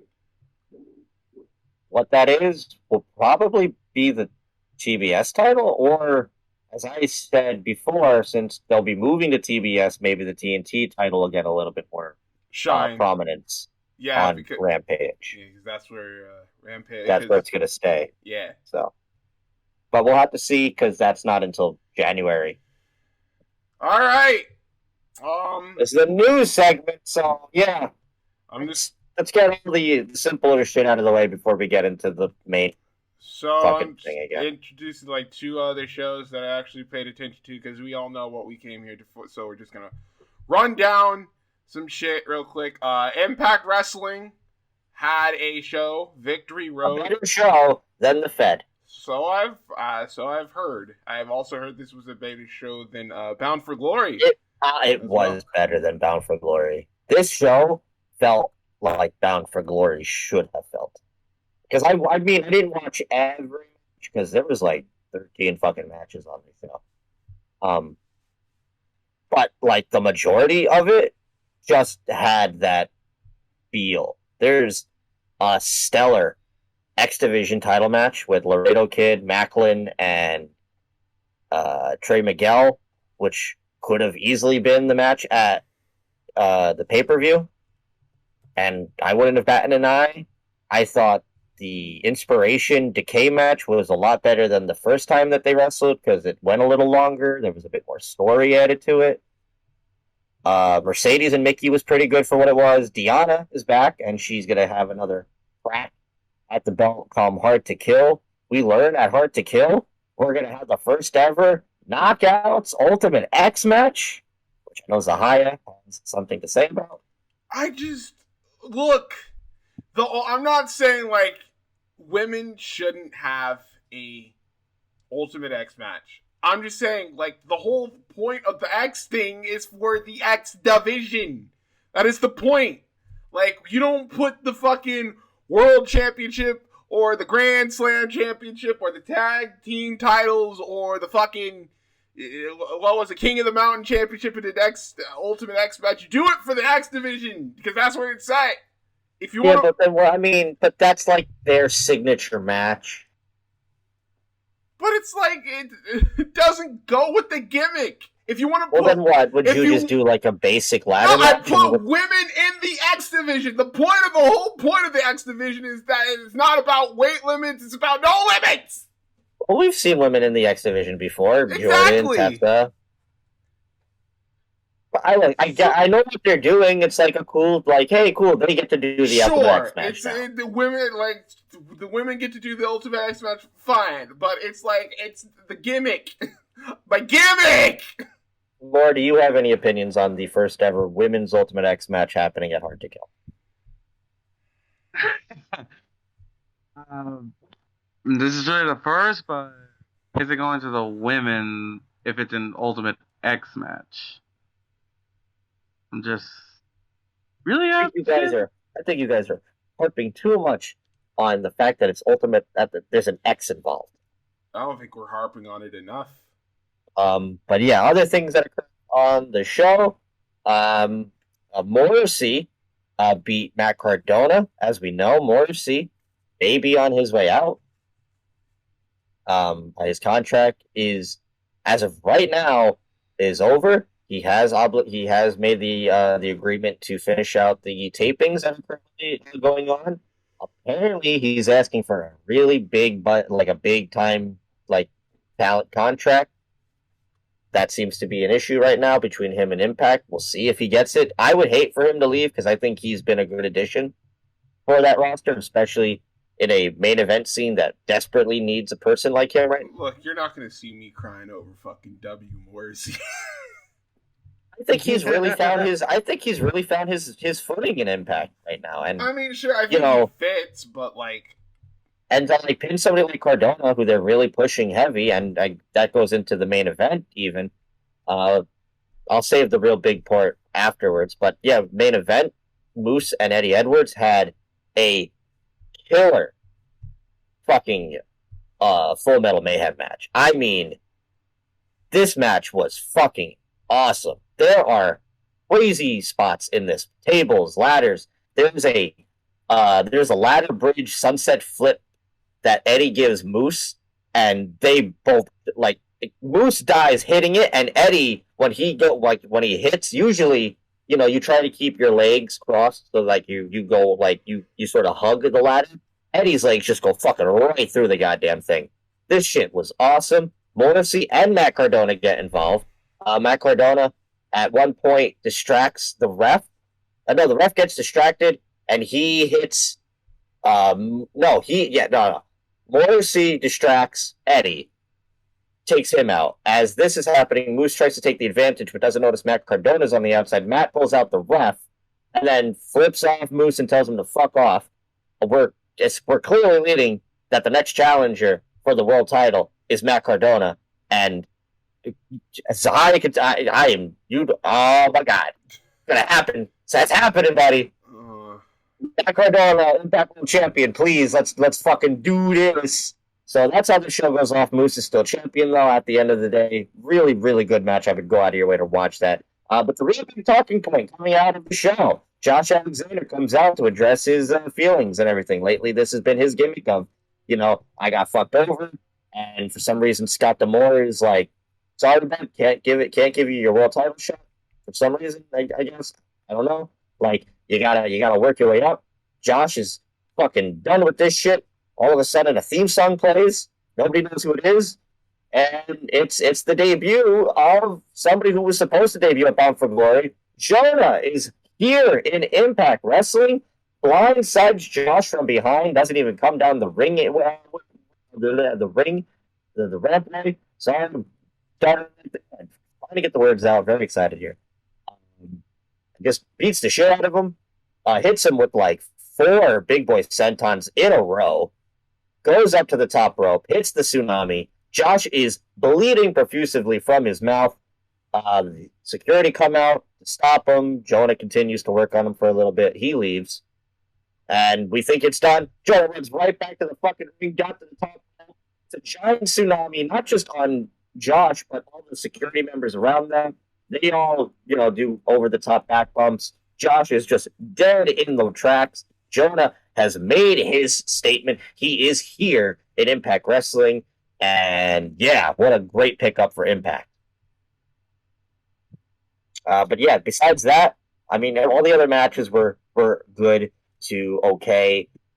I mean, except for the tag title match because the Good Brothers are still champion. And, listen, I know you love them. Two-time. Listen, I get what was that? Two-time. Two-time. Julia. Doc Gallows. Julia. Gallows. We're going to do a 2-time Julia t-shirt, right? Doc Gallows. 2-time Doc. Look, like I said, I know you love them, but you got to admit. Look, yeah, all right. Calm the fuck on already. This is getting very boring. They don't need it. This is getting very, very boring. With their tag battle. I would have thought they would have dropped this shit and would have went to AEW by now, but I guess that's just not the case. But yeah, besides all that, the show itself was pretty damn good. I would very much go out of your way and watch it. It's a big recommend in my book for somebody who was really, really down on Impact for like the past few weeks, and especially coming off Out for Glory. They definitely got themselves back in the talking books, especially with Jonah now here. And I know from the tapings, a few of the people that we've mentioned that were signed have officially shown up. I know Masha's at the tapings. That's really cool. I think Lady Frost is as well. We know Jonah is there. So I don't know if Mike Bailey is at these current tapings, but if he is, that's also cool. So maybe Impact is starting to get itself back together again, which they desperately needed. So yes, big thumbs up for Turning Point. Well, sounds like pretty good stuff. Has some stuff happened, and the Good Brothers win. Just thumbs up. What? No. New Japan. The World Tag League and the Best of the Super Juniors have been going on at the exact same time. Just a few quick notes here for the Best of the Super Juniors. The current champion, El Desperado, not in a good place right now. He's won only 1 matches since the 4 nights of the Best of the Super Juniors. Recently went to a time limit draw with his longtime rival Hiromu Takahashi in the main event, which was a very, very good match. I would suggest anybody to go out and watch it. Some other matches on that show. Robbie Eagles and El Phantasmo apparently had a very freaking fantastic match as well. Show and the whole House of Torture continued to be the worst thing on New Japan as they continue to ruin everything they touch with multiple interferences in making these fucking matches drag out longer than they're supposed to. Show still currently undefeated at 8 points.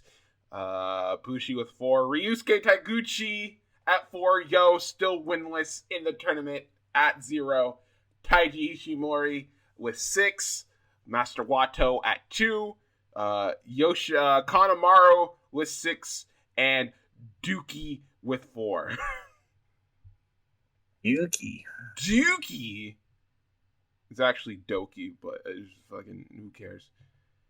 But, as far as World Tag League goes, just the standings right now, the team of Hiroshi Tanahashi and Toru Yano still undefeated with 6 points. Tiger Mask and Yuji Nagata with 0. The United Empire of Hanare and the Great Okan with 4 points. Suzuki and Taka Michinoku with 0 points. Bad Luck Fale and Chase Owens with 4 points. House of Torture, surprisingly, a much different result in the World Tag League than from the Best of the Super Juniors. Evil and Yujiro still with 0 points. They have not gotten a victory yet. Sonata and Naito clearly running things right now with 6 points. Makabe and Hanma, 0 points.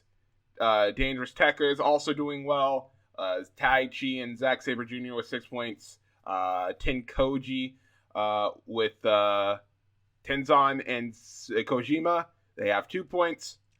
And Hiroki Goto, Yoshihashi, 4 points. And the Gorilla Destiny, Tamatonga and Tongaloa with 4 points as well.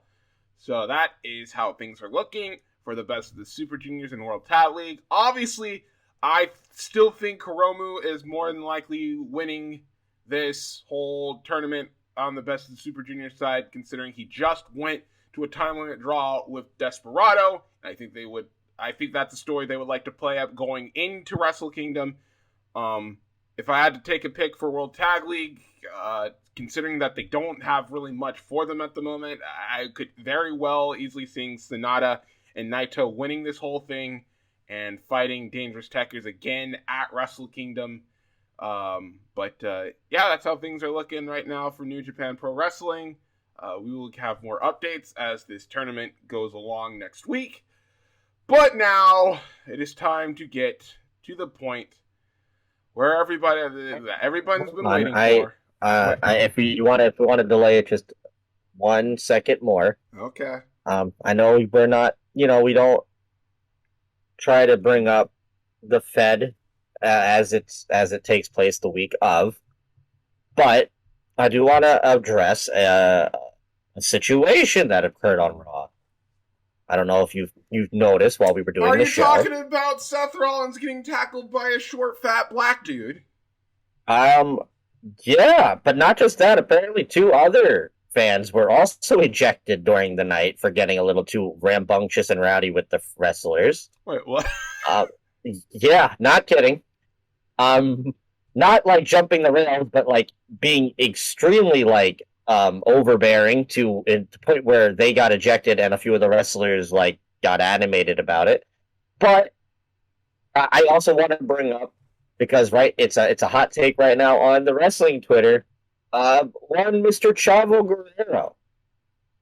Okay. Has posted a tweet that is now gaining some traction by most people about this situation. He tweeted 50 minutes ago, as of recording right now. Remember when the wrestlers were tougher than the fans? The good old days. Damn. Oh, Chavo. Damn. Maybe you don't say that, Chavo, when you're in a really big position and you're on a TV show. You can't really say that. Just more of this old school mentality. And not only that, it's just wow, way to miss the point entirely there. The point of the matter is that nobody should be jumping the guardrails regardless, because you don't know what that person might do or might have in order to harm said wrestler or anybody out there performing at that. And that's your biggest takeaway from all this. That's just... I don't know, man. I don't know. There's a reason why I've never been such a big Chavo fan, and he just keeps on. He does. I would say this would be surprising, but it's not. Apparently, one of the fans was popping off on Montez. So I guarantee you, a slur was thrown. Brooklyn was wildin'. Was he white? No. What was it? Who is it? It was black. Another black dude was mouthing off at him? Just, I don't know exactly what he said, but it's a clear picture of this dude in a blue shirt. Certain and they're just like and escorting him. Slur was thrown there. I can almost guarantee it. But, probably not from Montez, but from the other dude. Brooklyn, the fuck were you doing tonight? But now we can talk. Oh boy, ladies and gentlemen, welcome back to the our segment of the show where we go ahead and talk about the next set of release report. The release report.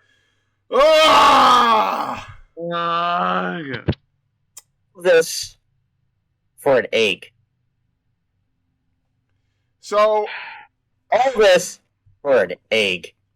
So not legitimately, but you people understand. It was announced, I believe. What was this? And this Thursday. Was what? Thursday. Thursday? Yeah, it was reported by Sean Ross Sapp of Fightful,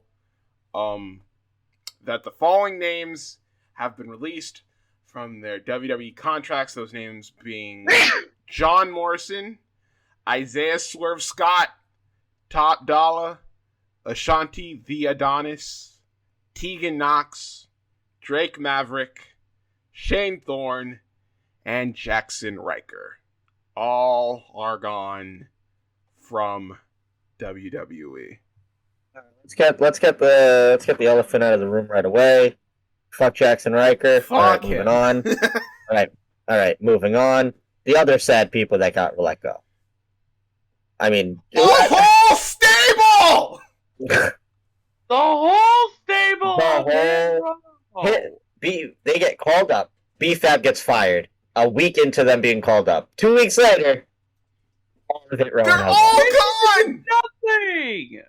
Now, they didn't even do nothing, and yet all of a sudden they got fired. Oh. Now I don't know if you want to get into everybody else quick because they're the biggest, they're the biggest developing story, and they're not just getting released, but all this stuff with Top Dollar that's been going on. Well, okay, so there have been reports coming out most recently today that there could have been a big part of them being released in the first place is that one, Top Dollar, aka AJ Francis, wasn't making the best decisions. aka he wasn't making them. He was kind of being. Yeah, listen, from what I hear, the decisions that he was making. If I'm looking at this objectively, he's not in the wrong. But for the W, it's the W. Yeah, there were claims that apparently they went and did a re-recording of the theme song, excluding the B-Fab. They got really pissed off about that. He called corporate asking why B-Fab got fired. They got really pissed off at that. Look, I saw the tweet. I saw everything that he had to put out, and if it's. When, I mean, at the same time, he has not made it.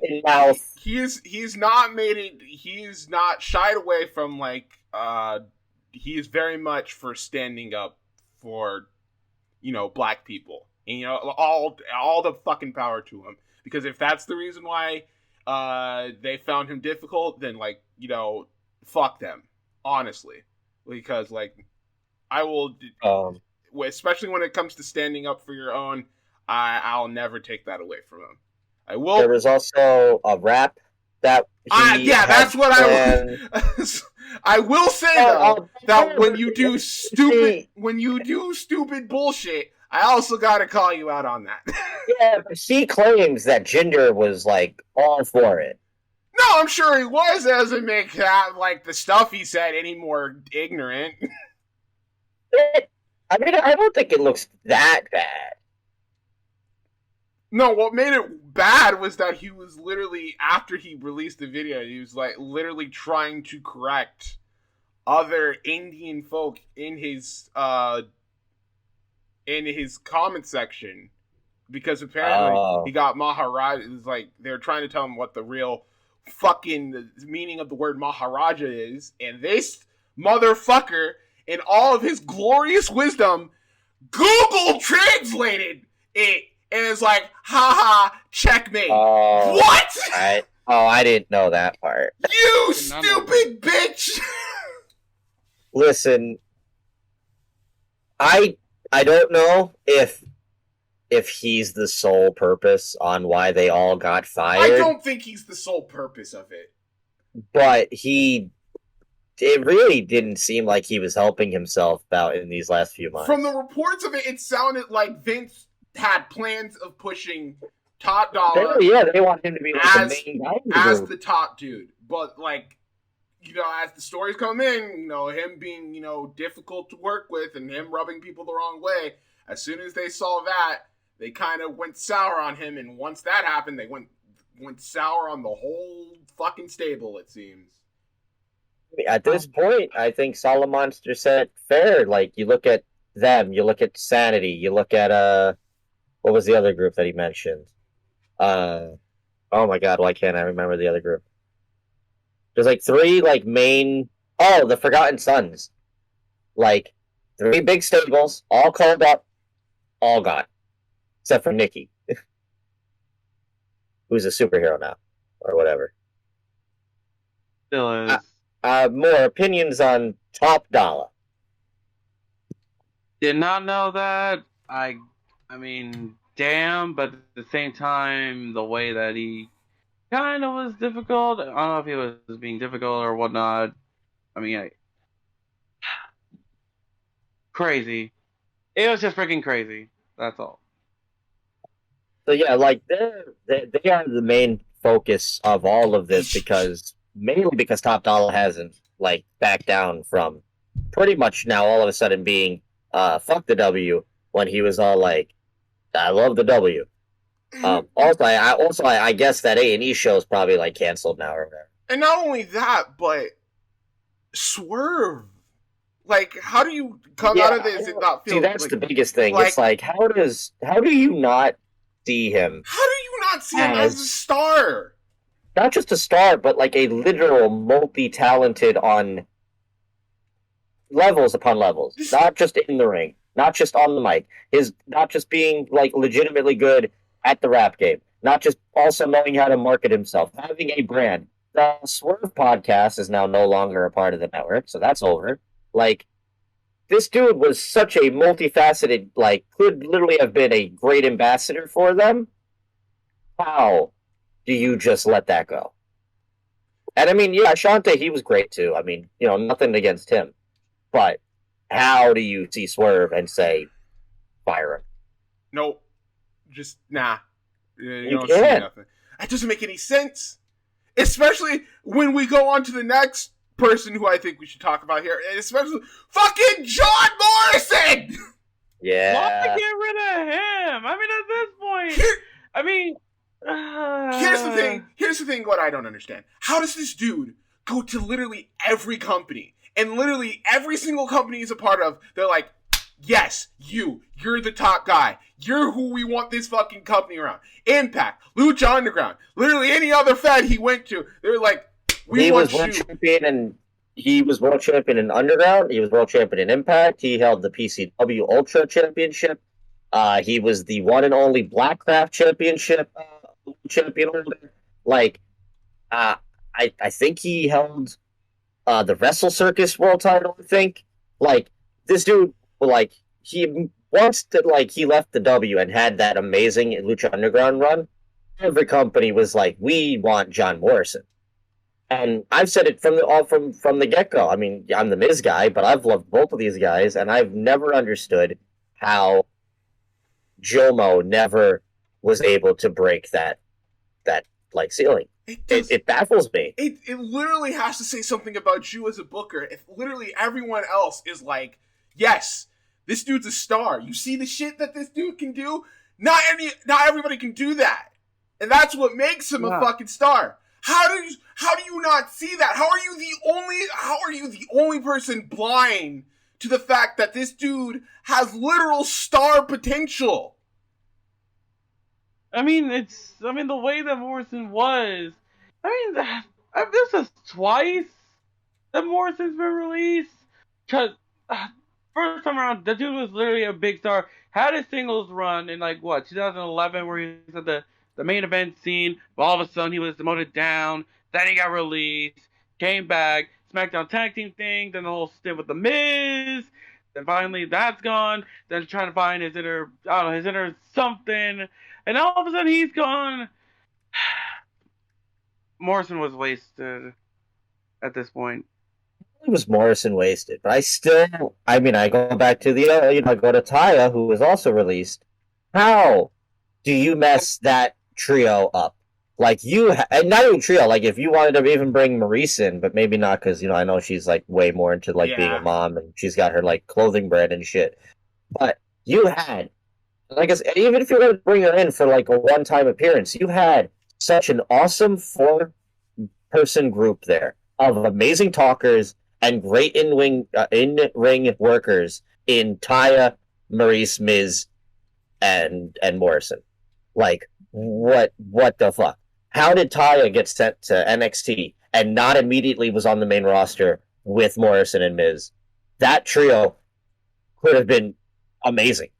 Matter of fact, the question is, what was Taya really gonna do in NXT? I mean, sure, she made her debut, but it's seeing her for a little while, I was what are they gonna do with her? What was the plan for her? Just be the Robert Stone brand with 2 random ass women all of a sudden and just have her do nothing? And unlike a lot of the other people who were let go, except for the real big people like Braun or Bray, Morrison just as big. This dude has been on all COVID era. Morrison on TV.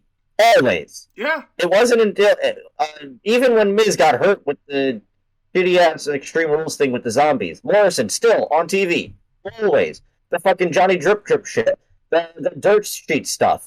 The constant I know a lot of people did not like it. I wasn't digging it myself come towards the end of it. But he was a constant factor on TV. Literally. And then Miz went to do Dancing with the Stars. Morrison had no direction, because that's what happens in this company if you're in a tag team. And right when Miz is now able to come back to the company, Morrison's now fired. We never got the blow-off. Literally, all of a sudden, the last few moments of Morrison in the WWE was just him meditating, because I don't know what type of angle that they were going to do with him, with Miz being on Dancing with the Stars, but it's just him randomly backstage meditating for some unknown reason. I don't know what the hell was it gonna be. But it's okay, you gonna do something with this whole meditating thing or something? But no, fire the dude again. Morrison was that dude who could have had that break. Could have been somewhere, but nah, just fire him. Literally, the Fed is probably the only place that just screwed up anything that has potential. Speaking of things that they've ruined with potential, Deegan Knox. Yeah, I have a lot about this one. What? Deegan freaking Knox. All right, let's just take the elephant out of the room here. Yes, she got hit with multiple injuries. Mainly to her legs. She got injured when she got here. I mean, before she got here, and then the other one, I think that was when it was the second Mae Young Classic. Yes, second Mae Young Classic, and then I think the third one happened was it last year or this year? She got hurt again. Yeah, she got hurt. I think she got hurt for a third time. I thought it was only the 2. Well, I think the third one wasn't as bad to the extent as the first 2, but I think she did get injured for a little bit. But on 3 separate occasions.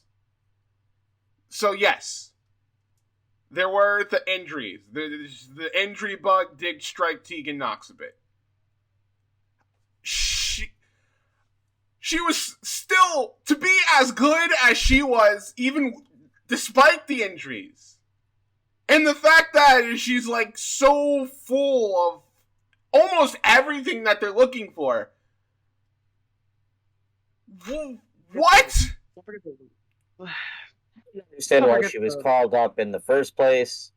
And even if she was called up, especially now when you see what they did with Shotzi, I'm seeing what they're doing with Shotzi after I watched Survivor Series. Why is Shotzi a heel? I just don't understand it. Plus, let's not forget the whole Lady Kane thing that Tegan had, because her inspiration was the Big Red Machine. You can tell that you can tell that she actually liked being there. So it seemed. See, this is where I come to say this. Like, the Fed used to be the place where it was. It's like the place to be. There's like no other. But now with all these releases and all these decisions, it's like, for me, it's now hard being a fan of the Fed itself. It's like so hard being a fan. Am I like the only one who thinks that? No. This girl had all of the potential to literally be a star. The marketability, all the Captain Marvel stuff, which you might not be a fan of it, but it does resonate with girls, especially like little girls, which WWE like loves the fact of making sure that the children are just as big of a part of the audience as everyone else. Tegan was the perfect fucking person for all of those girls to see. Oh, look, we can look up to this girl. She could be our hero. Legitimately, with the Captain Marvel shit going on, she was bubbly. She had the personality. She had the in-ring skill. Even like you said, with the injuries and everything, it didn't matter. She could still go just as well as she could beforehand. And then you call her up and you put her in this bullshit-ass tag team with Shotzi that made no sense because, I don't know, Ember doesn't get called up with Shotzi, but Tegan does, and they're just randomly put together. And then for like 2 weeks, it's like, is she Tegan? Is she Nox? Is she Tegan Nox? It's like, okay, cool. Then they win 4 matches against the tag champions, never got a tag title shot, end up getting drafted separately, and then Tegan's fired. Which makes no sense. And by the way, if I have to say holy shit. I'm going to say something about the name shortages. The name shortages are stupid. It's just so stupid. Just top of the freaking name changes and shit. Just leave the names where they are. Like, Los Lotharios is now just Humberto and Angel. It's like, bruh, why the hell did you remove their last names? It's like, what, is it too long or something? Or some shit? Like, this has been an issue with me for a very, very long while. And it all started with the whole freaking Elias Samson thing, just Elias. And Rusev and all the other bullshit-ass name changes they did. Listen, I don't want him to get fired, but how the hell has Elias Elias is dead. Well, not really, but it's like, when the hell are they going to do some of it? There are reports that there were people internally who were, shocked that he hasn't been let go yet. Because apparently creative have no idea what to do. Keep the freaking, I want to say keep the whole Drifter thing, but I guess they say, it's just dragged out too long. We're going to go with a different gimmick, which is, what is it again? Because we seem to have been dead. Elias is dead. But Elias is not dead. I do not understand what was the thing? Is it a new thing he's gonna do? I just don't understand it. Tegan really just irks me so bad. Yeah. But hey, fucking Nixon Newell's back, so let's go. Other names, Drake Maverick. He released a video on Twitter that I thought was actually really good. It's really good. Pretty much. People have pointed out that that clearly was he saw the writing on the wall already. Yeah. Because there's no way that was done the same day. Nah. This is something he's been had in his pocket just in case this happens again. And EC3 doesn't have ROH job anymore. Let's get Spud and EC3 back together. Let's throw them back in Impact. If only. I mean, if only. Shane Thorne, also known as Shane Haste, also gone, which means that he can finally go help his fucking friend Mikey not be a singles dude in New Japan anymore. After all this time. Get the Mighty Don't Kneel together. Hell, bring in fucking Jonah since he's there as well. You might get the entire stable together at this point. Help that fucking tag team division out. I think he's going to be just fine. He's a really good professional wrestler. And whether it's to go back to Australia or to go back to Japan, I think he's just going to do very well. Again, Jackson Riker can go fuck himself. All right, it is now time for us to talk about Survivor Series. I know, Adam, you had nothing but good things to say about this show. No. So, how do you want to? Do you just want to? I'm not sure if you want to review this. If you had to ask me, I would say I don't want to at all. All right. So, which would be your preferred method? Do you want to go by the actual review match by match, or do you just want to rant? Do you want I'd rather rant. I'd much rather rant. Okay. You know, and I think it starts off right at the pre-show, right at the kickoff. From the kickoff, I knew, this night, not going to be a good one. Not only is it a bad omen because the pre-show panel was outside of, the arena, well, at least not in, where it usually is. It was, in the concourse of the Barclays Center. And just right there on the hard camera, just a bunch of AEW and CM Punk chants. So, we're on a great start here. And Rocky chants during the event. Oh, we'll talk about The Rock. What is the lack thereof? So we start the night off, our first match, and I'm thinking, all right, it's probably going to be the Battle Royal, right? No! It's the mid-card title. So, apparently, this match was supposed to be on the main card, but considering that this was literally the match with no build whatsoever, and it didn't have anything to do with The Rock, they decided at the last minute to put it on the pre-show. Right. And then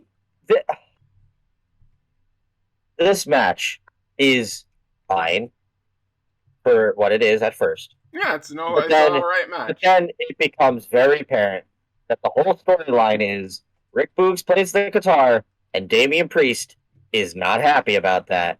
So he goes outside of the ring eventually to confront Boogs, takes his guitar, breaks the guitar, everybody is booing. By the way, Damian Priest, in his home state, I think might have even been his hometown. I don't know if he's from Brooklyn, New York. Yeah, he is.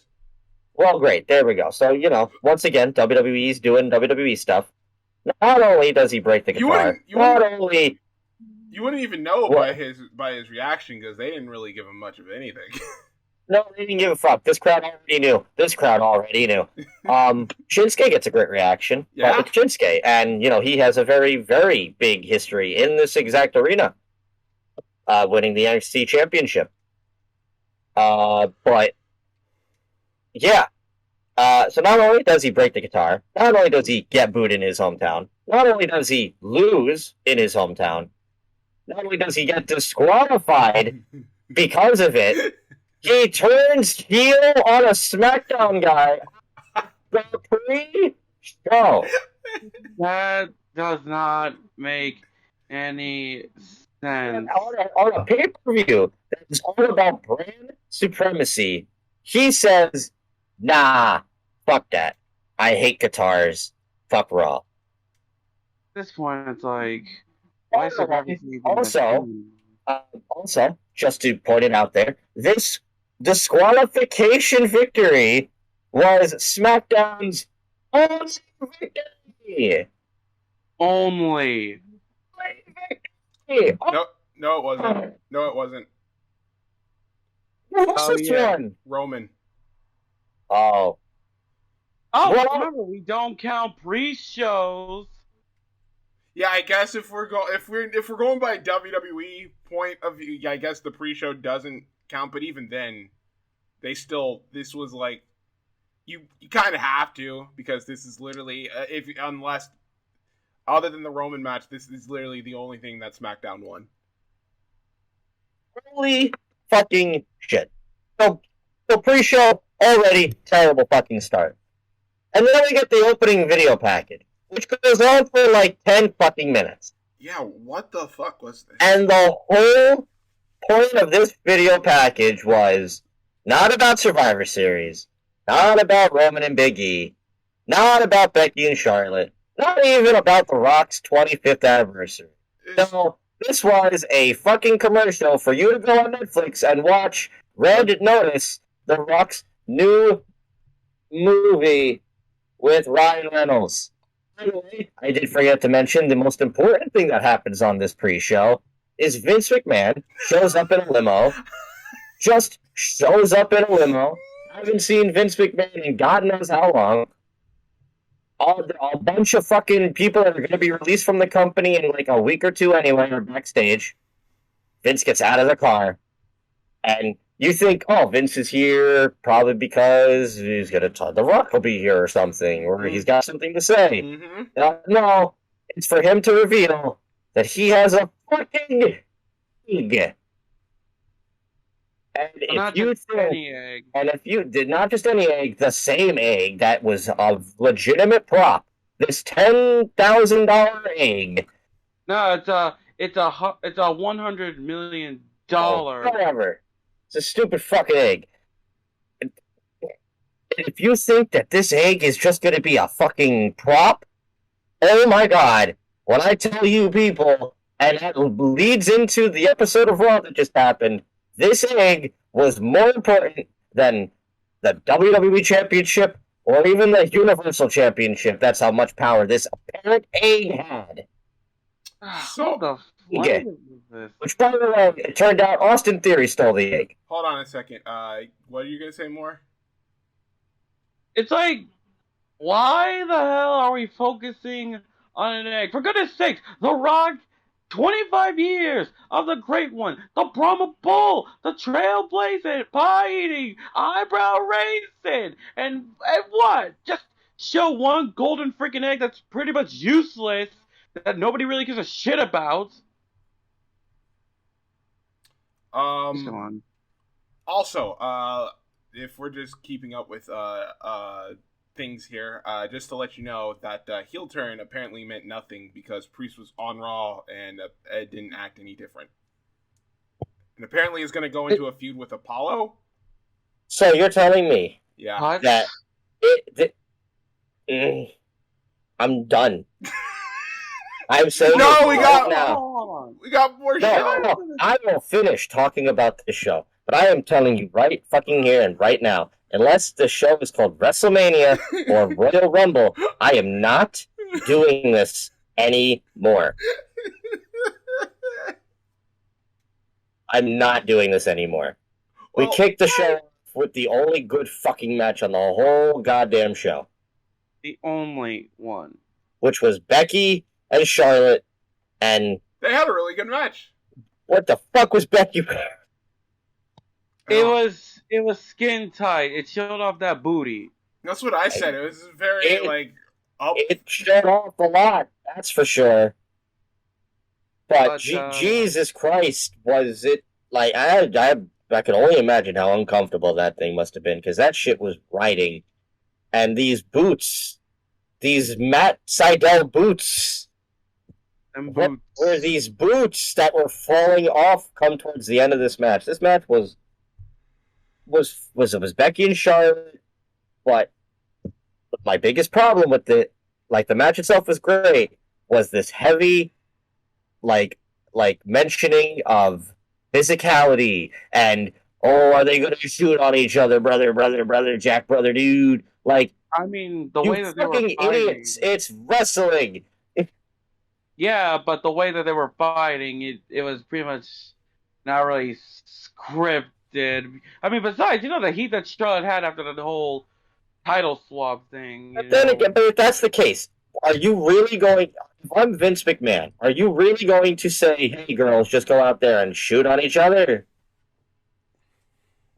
No, but I think they were playing off of the fact of what was being said on the internet. So I think he went out there and said, don't actually, like, fight with each other, but make it look like, are they... Make it look real. Make it look, make it look as real as you possibly can, I think was the point he was trying to get across here.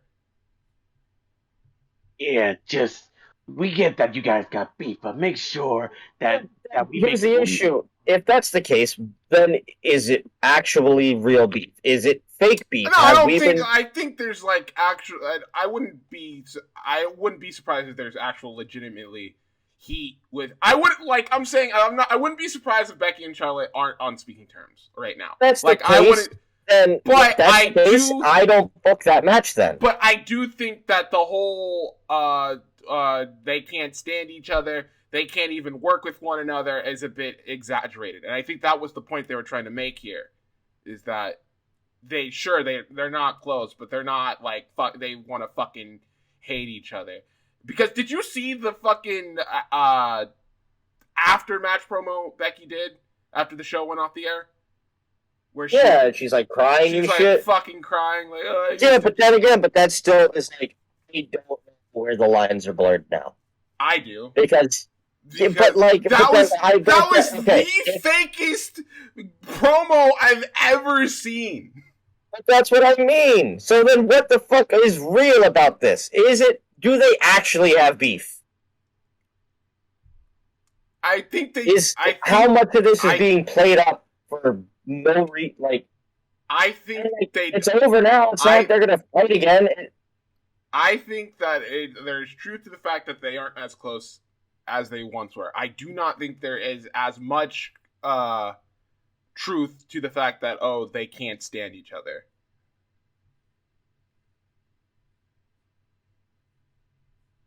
I don't know, man. It's just great match. Yeah, great match. Shitty story. Because nothing fucking made sense. Because they took what might possibly really be a legitimate issue, and we're like, well, we're just going to make you fight each other, and it's going to be the whole story, and we're just going to put your fucking dirty laundry out there for everyone to see. Honestly, good booking. Honestly, if I want to say what doesn't make sense, I want to go back on the whole Damian Priest thing. Like, if there was a heel turn, then what was the point of him just being so pissed every time something triggers him off? Like he has a PSD or something. Like, because nothing matters. It just doesn't make sense to me for some reason. But this whole Damian Priest, this whole, I'm a snap like the Hulk type shit. Also, it's fucking. I don't know. Also, apparently, as I'm looking through the WWE feed right now, new WWE Women's Tag Team Champions in the form of Carmella and Queen Zelina.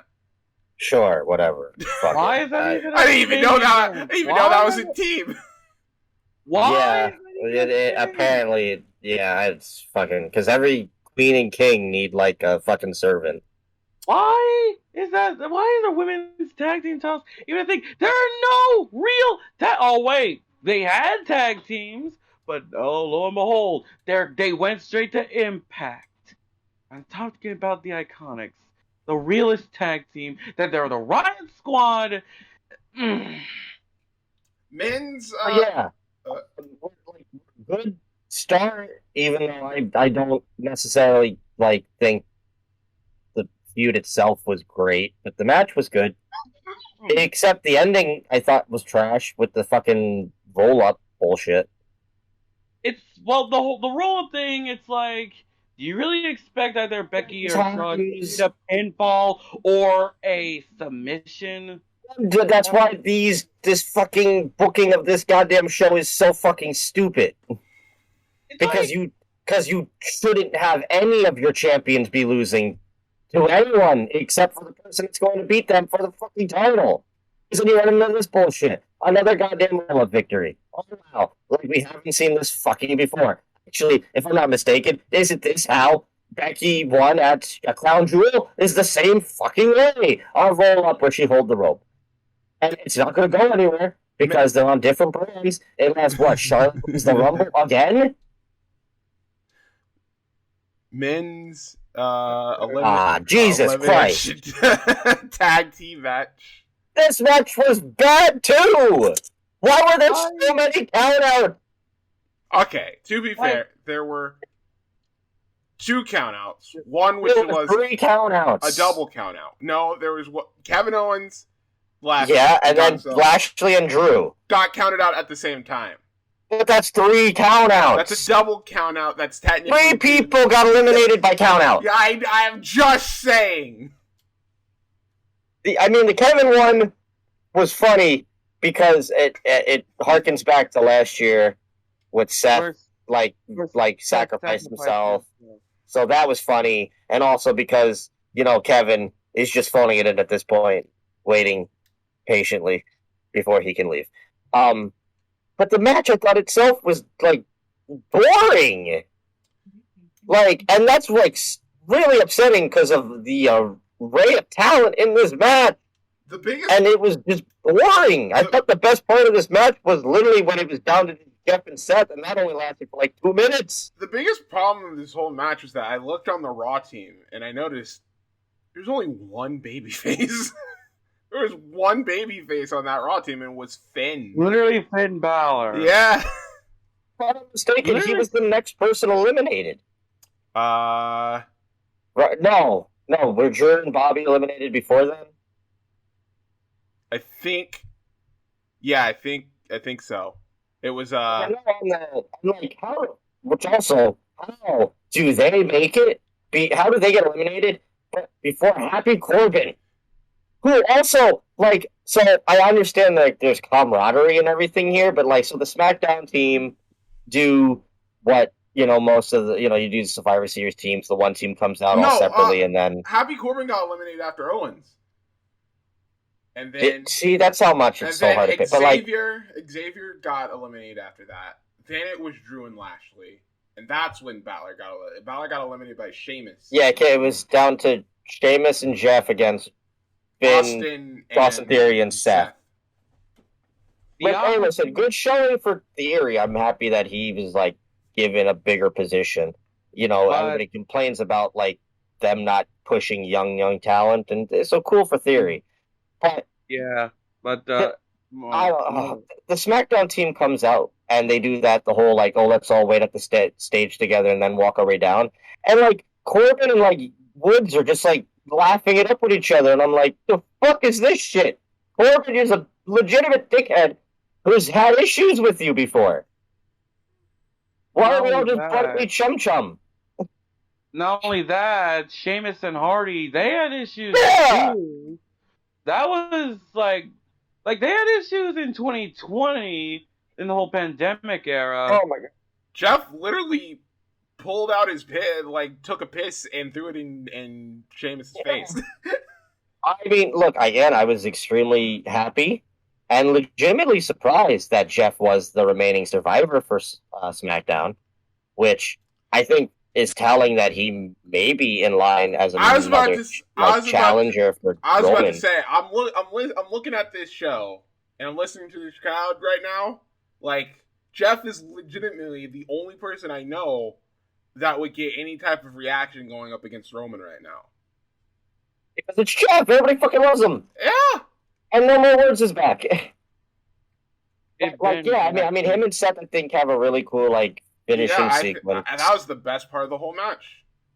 But, that's not enough for me. Nah. The whole point is this is Survivor Series. And, even this was just bland. Just fucking bland. And that's that's a whole issue with the whole show. Is it's just it's more bland than a Raw episode. Because nothing of consequence matters. Jesus. What's next? Oh, go ahead, more. Just say let's move on. All right. Well, after this, it was the Rock 25th anniversary dual branded battle royal. Okay, hold on. I have one thing to say before we get into this. Okay. Because now that you've seen the show, and more has seen the show, and I need answers because no one on Twitter talked about it, and still has not talked about it. Why did Bobby and Drew have multiple promo packages just about them? I do not know. I'm not sure. Just random Drew McIntyre hype video. Drew McIntyre second hype video. Bobby Lashley gets a hype video. And that's, I'm not, and you could think, like, I thought initially, oh, maybe, because I didn't think the fucking men's elimination was going to be the second match on the card. I thought, oh, maybe that old main event before Roman and Big E. Okay, cool. Maybe throughout the show, we're going to get video packages for the people who are on the teams. And that's not the case, because before the goddamn main event, we got a Bobby Lashley promo for no reason. I would understand it if Lashley was, like, getting a title shot, but it's still clear that Seth is the one fighting Big E, and Lashley is still feuding with the Mysterios from what I see on Twitter. Well, this was just wasted time. Yeah. That could have been given to anything else. Yeah. Also, I don't know if this had happened at this point or after this. We get more updates backstage with Vince McMahon and his egg. Roman comes up to the door at one point. They go inside. There's like a sit down. It's literally just, hey, The Rock. Cool. You see my egg? Okay, thanks, Vince. Bye. And that's it for that. Time to talk about Pizza Hut. Yeah, Pizza Hut Battle Royal. Literally Pizza Hut did. Fuck The Rock. It's not about The Rock. It's about Pizza Hut. Since when was this? Yeah. Holy shit. This Battle Royal contained Pizza Hut more than it contained wrestling. Or The Rock. This Battle Royal was sponsored. Why? Oh my god. More, go ahead. Before I start going over. It was sponsored by Pizza Hut, and it's stuffed crust pizzas. Pizza Hut. Pizza Hut. And then also, why? What is the point of the t-shirts if it was just every man for themselves? I don't know. Well, what's the point? Why was Raw going out to Raw? Why would SmackDown go out to SmackDown? Why would it be like those old school pre-WrestleMania Battle Royals where it was Raw versus SmackDown, and then eventually when it comes down to two Raw guys or two SmackDown guys, or a Raw guy and a SmackDown guy, then it would make sense that, oh, okay, well, they're going to win. And also, what did the winner get? What did the winner get, Sahaya? Did they get a title opportunity? I think the winner was supposed to get pizza, but, like... Did the winner get a title opportunity, Sahaya? No. Did the winner get a spot or something in the Rumble? No. Did the winner get to see The Rock? Nah. But did the winner get to eat pizza? No. Because the fucking Street Profits just stole the pizza and threw it into the crowd. No pizza for the winner of the Battle Royal, by the way.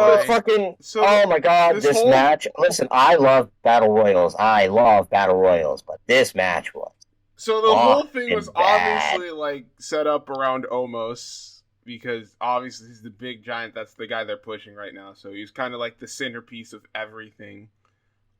He pretty much eliminates everybody. And I think this is I believe it was 13 people. I think this is 12 eliminations. I think this is probably a thing that they're going to, keep going until the actual Rumble. Do you think he's winning the Rumble? No.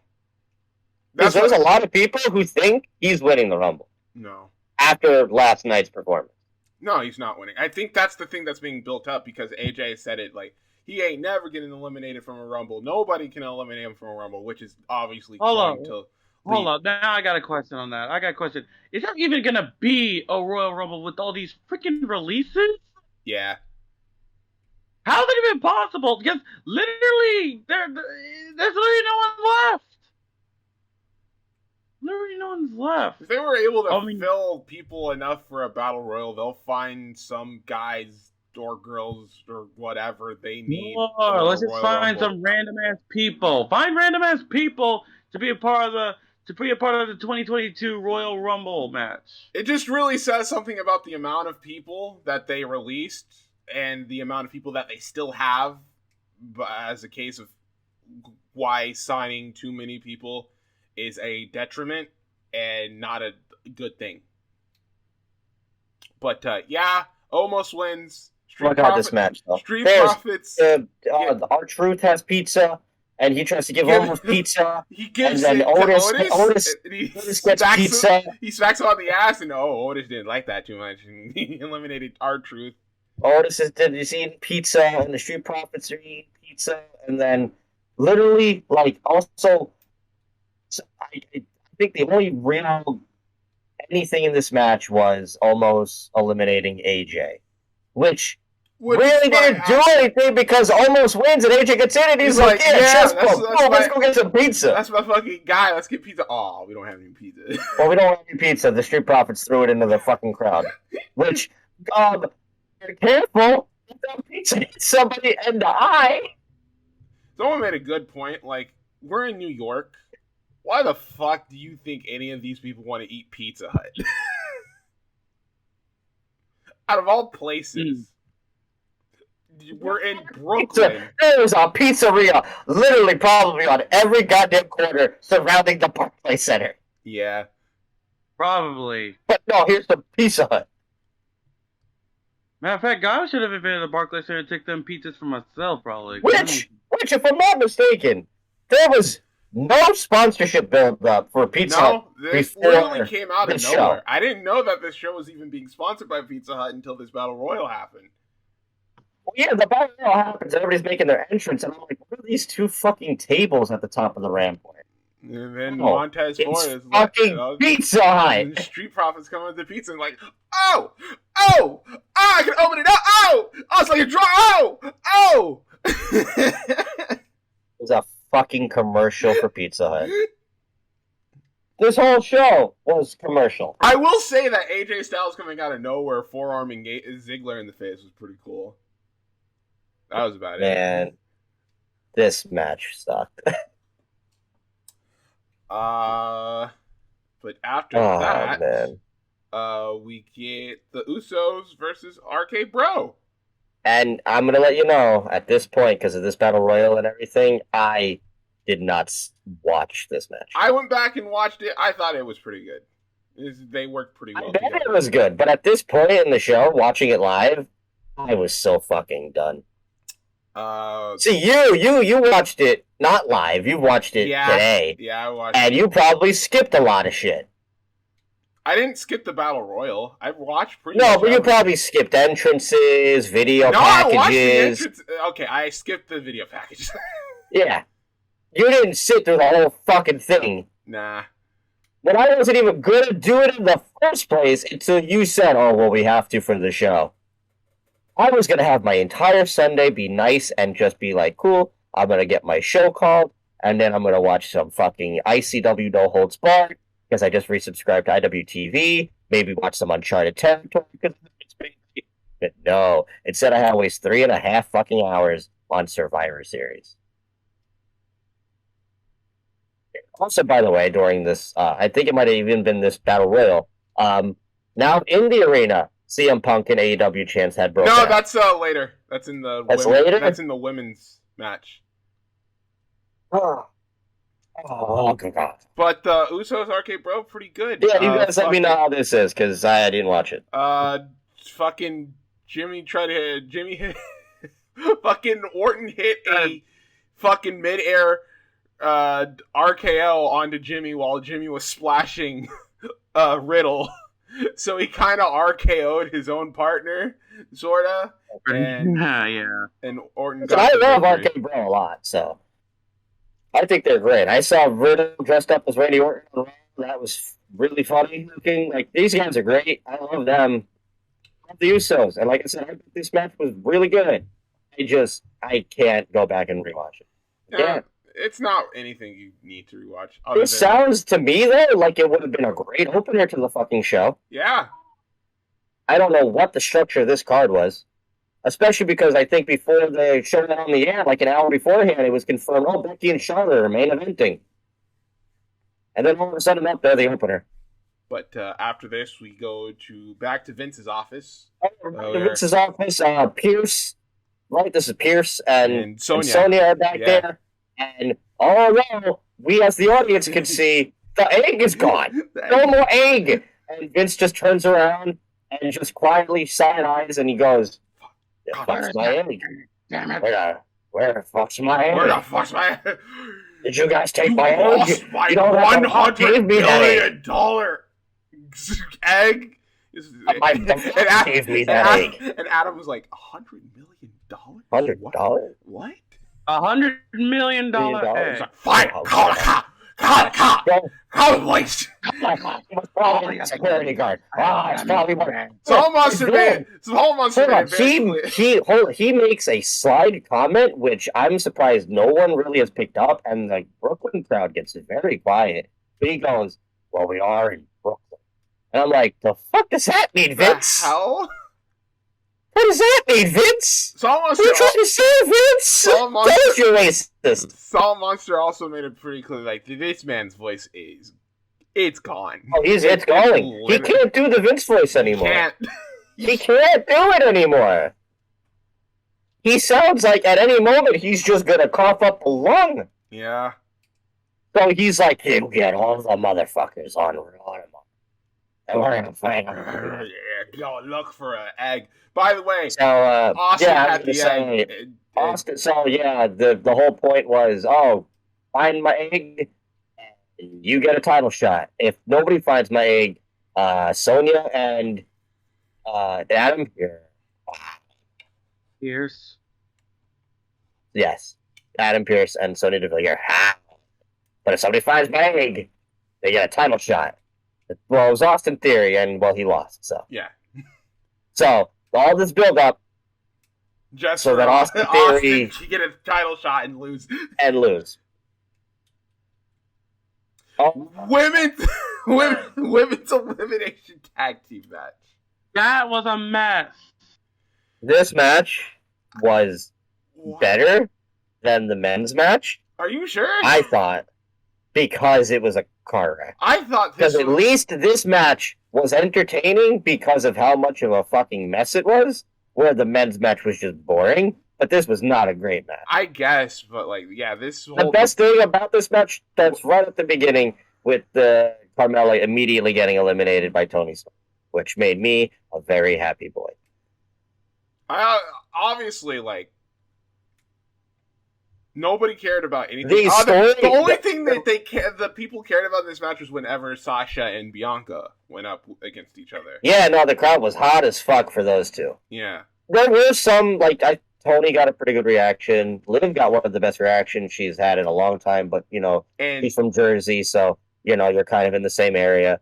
the ending of this match. The ending. Oh my god. I don't know. Wow. I don't think you could have literally made 4 of your wrestlers look so bad. Looks so stupid, yeah. In 5 minutes or less than you did in that particular ending, but you found a way. So yeah, Tony gets the first 2 eliminations on Carmella and Zelina. Yeah. And I'm like, awesome, Tony's getting a push to the fucking backstage because she's immediately eliminated after that by Rhea. I think so. Which I was hoping to see more of because the two of them have a great history over in NXT UK. I thought, that they're one of the best women's feuds that company ever had because I don't really watch it anymore. But I always loved watching Rhea and Tony fight, and that doesn't happen very long. So then Tony's gone, so now it's 3-on-4. And then Rhea gets eliminated. There's just a big segment where people are just not getting eliminated. This, it's just a match at some point, and this crowd is dead, popping for anything. They're doing the wave. They're fucking. Yeah, there was the wave came back. Wave came back. They chanted. There was a really loud CM Punk chant that started and then got really quiet the second it got started up for some reason. It's almost like they were finagling. Well, I wonder if that maybe had been different for you. No, I heard it the Punk is a really loud chant. And no, I mean you've watched the replay. I mean, yeah, I wasn't paying attention at this point because Tony got eliminated. Literally, No, I it's still made that there. clear. CM Punk. Oh, and yeah? then, like, No, it's. I mean, immediately- maybe it was louder during the live broadcast, is what I'm saying. You don't think they went in there? You don't think Kevin Dunn got his fingers in the Keep your- fucking replay and lowered that shit down? Keep your hands off the switch, Done. It's just... Yeah, there were also AEW chants, I think, in this match as well. Yeah. And then, so it comes down to Natty, Shotzi, Sasha, All of and all of Team SmackDown is still except for Tony, because God hates me. Rhea got eliminated by Shayna, so yeah, it's down to Shane is in there. Yeah, okay, and then who's the other woman on the Raw team? Bianca. It was Bianca. Bianca. No. Besides Bianca, there was somebody else. It comes down to Rhea, Bianca, and Liv. Oh, poor Liv. Liv eliminates Tony Storm. Yeah, she does. Not Rhea Ripley. No, Not Rhea. she Ripley. hits her It with was Liv, the Oblivion. which I love. That move is awesome. And I want more Liv and Tony Storm, please. But I'm not going to get that because fuck what I like. So Liv gets eliminated. Rhea's gone. So now it's 4-on-1. It's 4-on-1.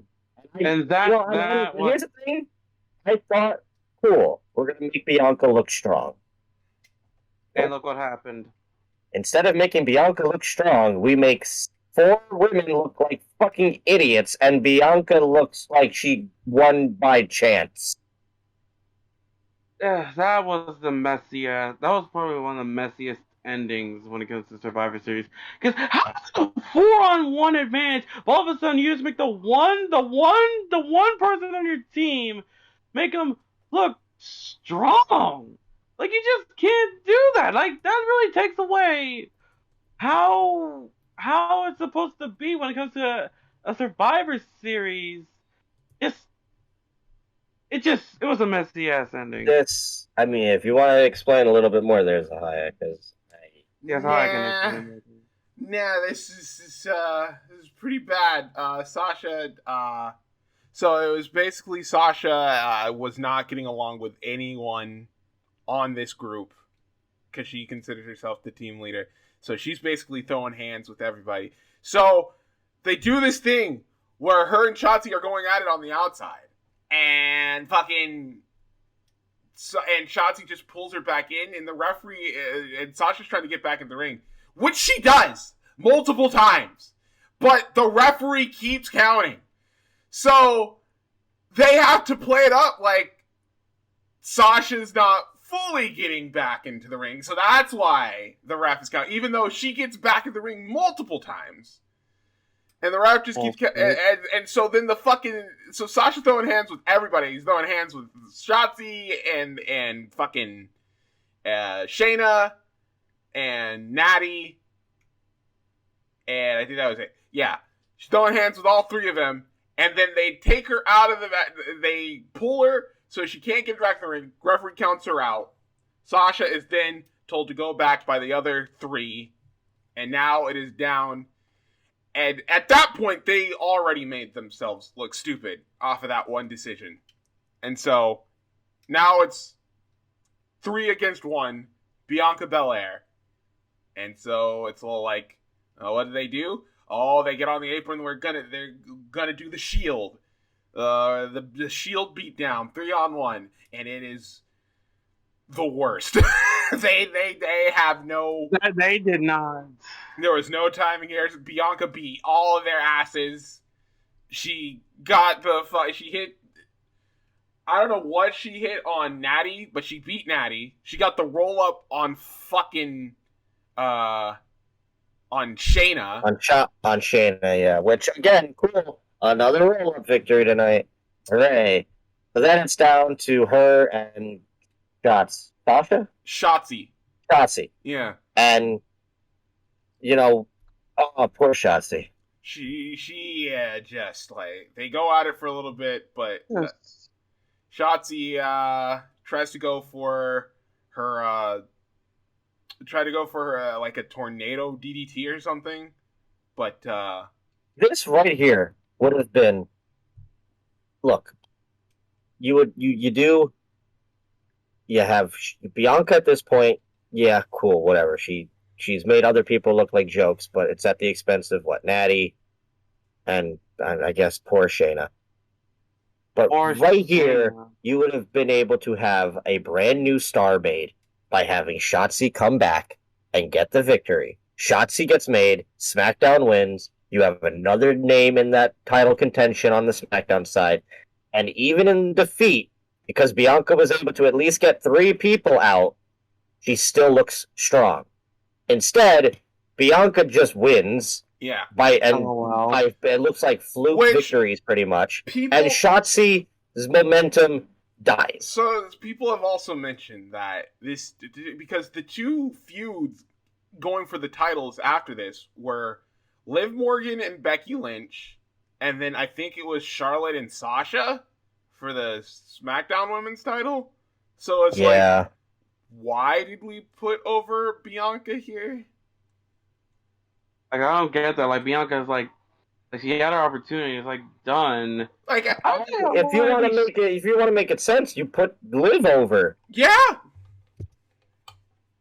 want to say Shayna could probably do it because, I mean, not gonna lie, Shayna Baszler at this point, what the fuck is she really doing besides being a damn stooge? When's her contract up? Like, when is it up? At this point, what do? Like, in NXT, they build her up as this submission magician, this chick who just does the damage, breaking people's arms, taking no shit. And what does she delegate it to as soon as she gave it to the main roster? She delegates herself to be, a women's tag team to Nia Jax, and then now she became the fucking stooge for Sonya freaking Deville with some stupid-ass build-up with all the personal shit with Naomi, which has never been explained on why is this happening with Naomi and Deville? Yeah, I don't know. That's fucking stupid, bro. At this point, I'm not this gonna say that you. This match was so bad. You watch what the hell I might do with Shayna Baszler. What I might do with Shayna Baszler is gonna be 10 times greater than what the fuck the actual Fed's doing with her. Anyone at this, like, Shayna is one of the most disappointing people to see. Not being used as well. And I still think a lot of it has to do with Rousey dipping. Honestly, I think because we know how this company is when it comes to pettiness, when things don't go their way with other people, well, those that are closest to them get the fucking runt of it.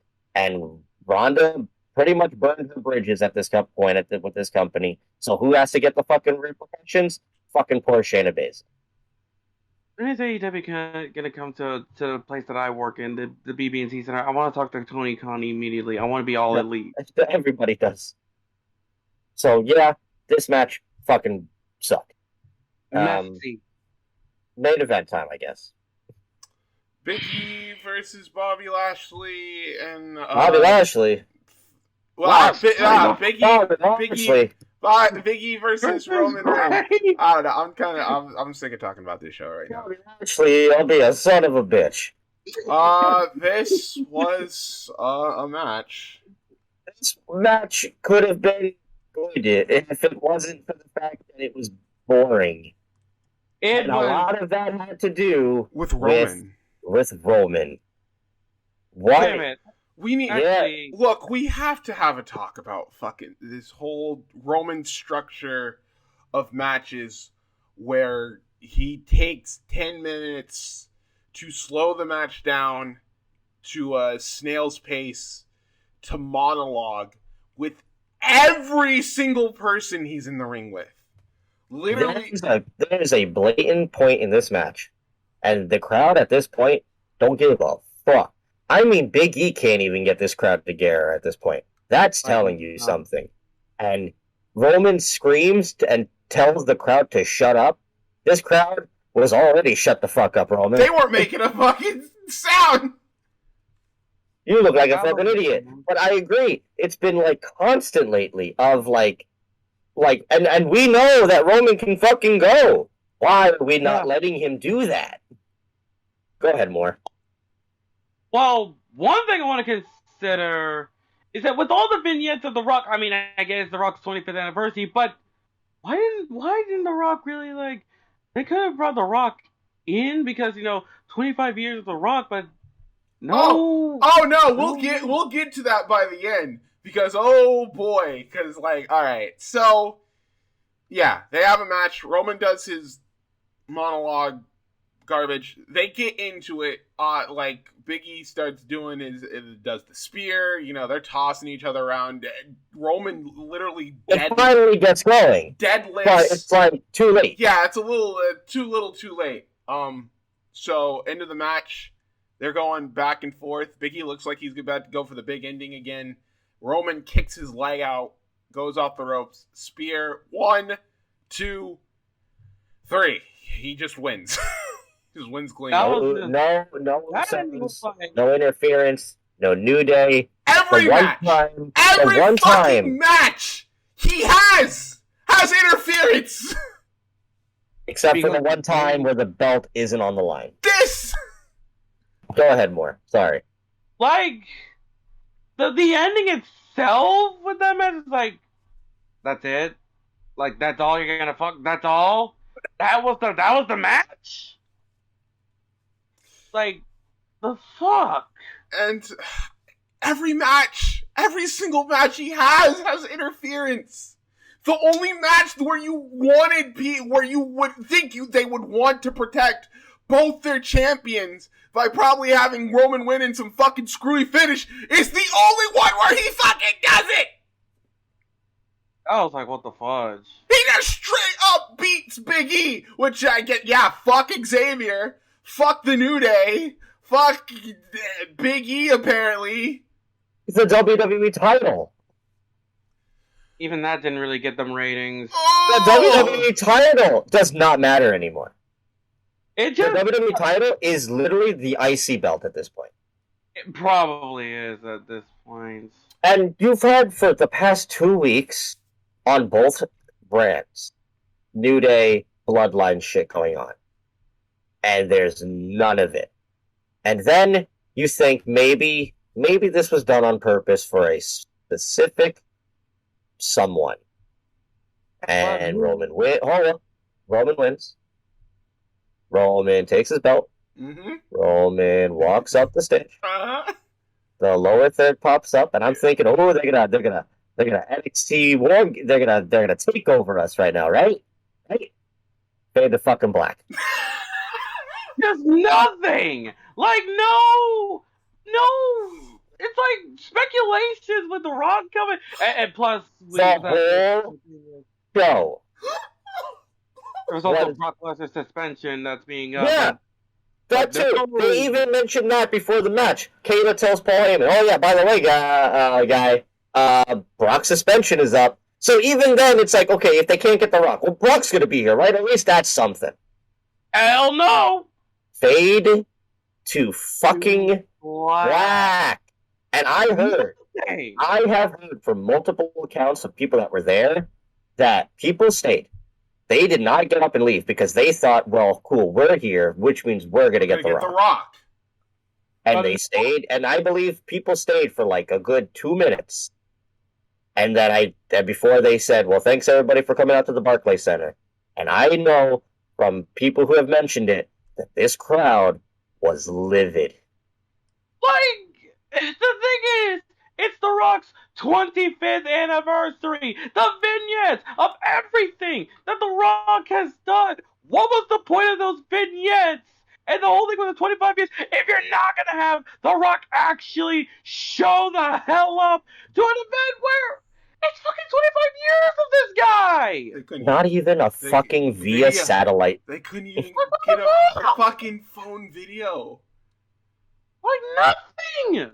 It's damning. And then it's like, well, maybe, the golden egg might have something to do with The Rock. And no. Guess who didn't show up? He did nothing. Didn't show up on a good job. It is damning. It is damning when The Rock has done more for Impact Wrestling this year than the WWE. I mean, for goodness sakes, he inducted Ken Shamrock the guy that he worked with in the 90s. Holy fucking shit!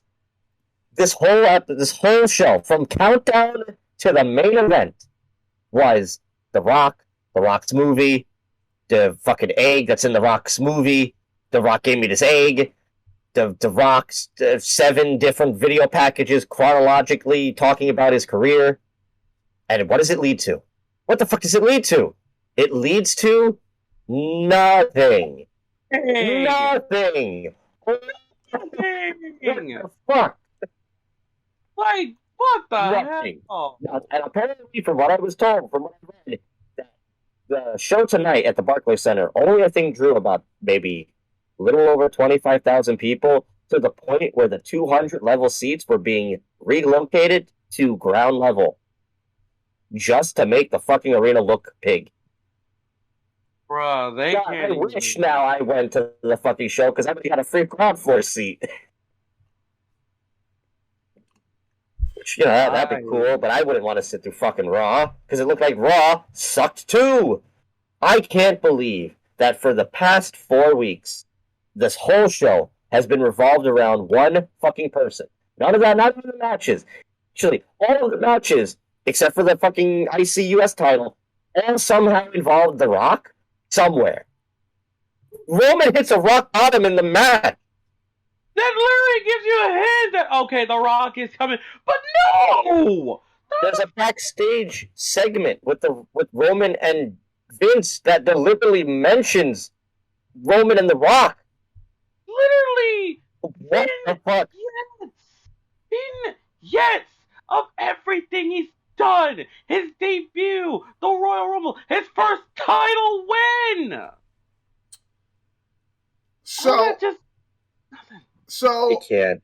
All right, so I I know can't. I know that this is usually where we ask for our general thoughts on this, but I want you to hold off. Blow it out your ass. I want you to hold it off just for a little bit, because this is actually going to lead off into our next segment, which is the mystery box segment. And I know that talking about this Survivor Series wasn't, the best, but I thought maybe we could, lighten things up by doing a tier list of the past 20 years of Survivor Series.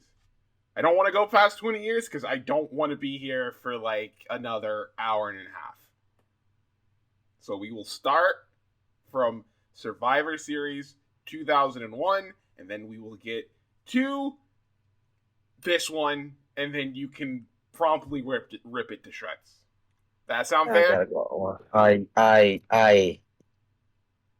I'm not doing this again. Adam.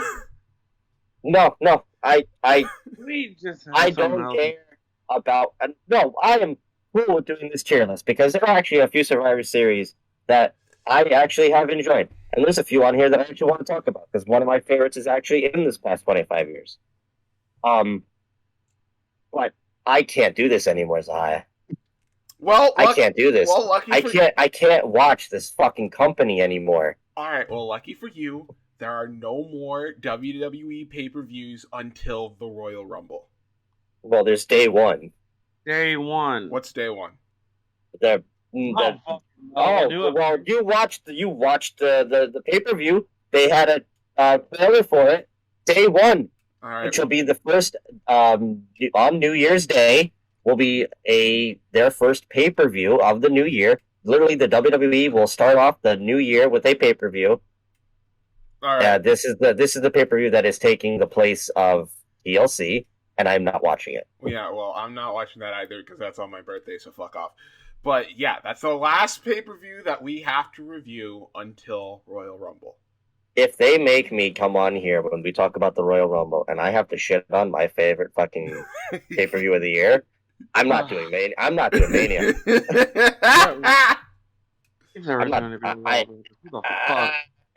the fuck would actually be a part of that Royal Rumble? A part of 2022? Like, who the fuck would actually try to be there? I get there's AJ Styles, there's Randy Orton, there's Dolph Ziggler, but really, who the fuck is left? who is truly the top star that could actually be the winner? There is none. Almost. Yeah. I don't see almost winning the whole entire thing. You'd be surprised. You'd be surprised. Anyway, it is time for our main event segment of the evening. We're going to do a tier list about all of the Survivor Series from 2001 from till now. Yeah. First off, I will ask more. What is your knowledge of Survivor Series 2001 to now? Well, most of my life I have not seen Survivor Series because it's usually on. You have to buy it on pay-per-view, so I missed out on a lot. You never went back and on the network to watch any of these? At this point, with the whole schedule that I got, now that I'm working, I pretty much don't got time for some reason. Well, we're going to do our best then. Yeah. All right, so I guess we will start here with Survivor Series 2001. Now, this one obviously being held in at least some high regard because of the winner takes all Survivor Series match between the Alliance and Team WWF, where whoever wins would be control of the biggest wrestling federation in the world, that being the WWF, because WCW and ECW don't exist anymore. So, Adam, I will let you go first. We got utter trash. We got below average. We got middle of the road. Can we just put it in there? Can we put it where? This one. Can we just the utter trash? Can we just get it out of the way? 2001? No, the one we just talked about. We're going. Just go. All right. Well, I've recently. This was actually one of my first, old DVDs I had. Again, 2001. I remember watching it a lot, not really understanding the storyline yet, because, dumb brain kid. But as and I know I'm gonna get flack for this, but as an evasion angle apologist, I think this is a perfectly fine Survivor Series. Yeah, I recently then watched Brian Zane did a review on this, which really sparked memories back into my head, and I remember really enjoying this show overall. Yeah, I overall enjoyed this show too. I liked the match between the Dudleys and the Hardys. I thought Edge and Test really dumb finish. I thought Edge and Test had a pretty good match. And obviously the main event, one of the most fun Survivor Series matches I think they've ever done. Even despite what anybody might think of the Alliance and versus the WWF storyline, they usually have to admit this was a fucking fantastic ending to the story. So I think this is. I don't think this is tippy top, because I perfectly fine. The undercard, I don't think there's the matches are serviceable, but yeah, I would say perfectly fine. This is definitely one of the better Survivor Series in general. It only has that one Survivor Series match. But yeah, the undercard is okay. The steel cage match is really good, except the ending I've never really liked. The women's match is pretty okay, and it has a much better build than the one we talked about. Survivor Series 2002. I have very fond memories of this. I just recently. Yeah, I know you recently watched this with the Deadlock Boys. Yeah. And once again, it proves it's not the one I just mentioned before as my favorite Survivor Series, but it's probably my second. I mean, this whole show, top to bottom, is nonstop action. The opening match is one of my favorite opening matches of all time. Good. The elimination. It has one of the most iconic. Oh yeah, and Devon showing back up, Yeah. like the Dudleys are back together. The Dudley's reunion. It also has one of my favorite, like one of the most iconic Jeff Hardy like camera shots ever of his back turned and this giant MSG crowd just on their feet, and then he does the swanton and everything. This has the where the fuck is Jeff moment with Rico, which is funny. I really like this match. I always thought Rosie and Jamal should have been given way more than they had. Yeah. I don't know why they never got the tag belts, but great match. Billy Kidman and Jamie Noble was really good. The women's hardcore match is good, except for the ending, which got fucked up. The triple threat tag match is fucking a masterpiece in wrestling. I believe I've seen highlights of that on Instagram. The way that they were doing those things, like, wow. When you put Eddie Guerrero, and he's got all these technical counters and such, and I was like, that's the way that it was all done. The SmackDown 6, bro. The SmackDown 6. That was when SmackDown was like the show. That was like the hottest. It was like that was like the show. When you put any of these combination of men in any match at any point in time, it's usually going to end up being a banger. When these guys were like main eventing over the WWE title match on this show, that says something. Yeah. Ooh. And then obviously the first ever Elimination Chamber, which has its faults. Yeah. But it's still a very entertaining match. I mean, between Triple H getting his fucking trachea destroyed, the fact that Kane's pod went off before Booker's, or was it that it went off before Shawn's? I think Shawn was supposed to come out and Kane was supposed to be last. Yeah. And Jericho said that at that point, all those guys were just calling it on the fly, and they make it work out pretty well. Jericho looks like a fucking beast in this match. Yeah, so I think the real upsetting part about it is that RVD was like eliminated way too fucking early. Yeah. But, and good, I mean, Triple H also fucking not dying, which is also impressive. So yeah, this is a top tier Survivor Series, and one of the most aesthetically great looking, and the only real good part about Scott Snyder's entire run was his debut. Survivor Series 2003. So this one is I go middle of the road. I agree, but this has one of the best Survivor Series matches ever.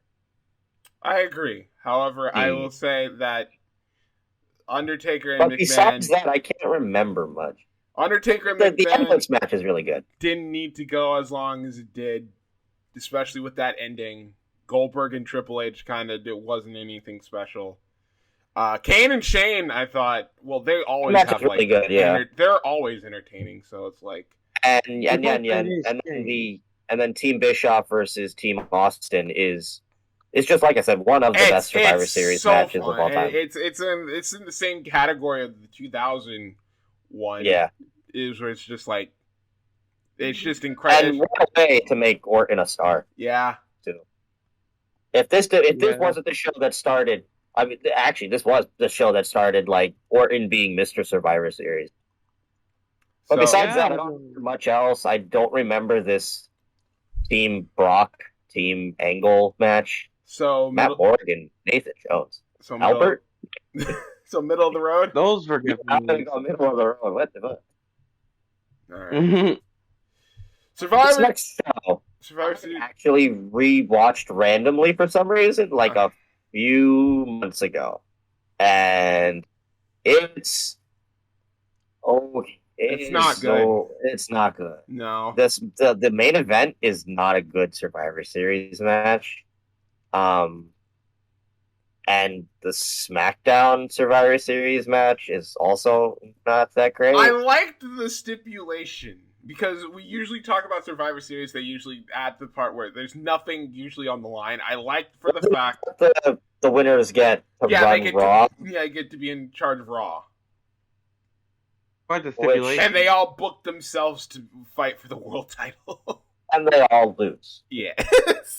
So, in hindsight, what really got accomplished? I will say I really enjoyed the Fatal 4-Way opener. Yeah. With Spike, Billy Kidman, Ray, and Chavo. I think you would have to really try to make that a bad match, though, to be fair. Yeah. And also, shout-outs to my boy Heidenreich. So would you go below average or utter Yeah, trash? I'm going to go below average, yeah. All right. Anything you want to add to this more? Now we get to more. What? Any thoughts? Any thoughts? Or which Survivor Series was it? we're talking about 2004. Did you watch 2004 or? At 04, no. Okay. Because it was on pay-per-view. All right. Well, 2005. This is the one where they I only remember this show for the Undertaker return. I remember this show for commentary being fucking unbearable. Is this the one where they had like all four people? Yes. Yeah. Oh, Joey Styles, the coach, King. Everyone was there. And everyone yeah. was fucking yelling and being nonsensical and just the worst.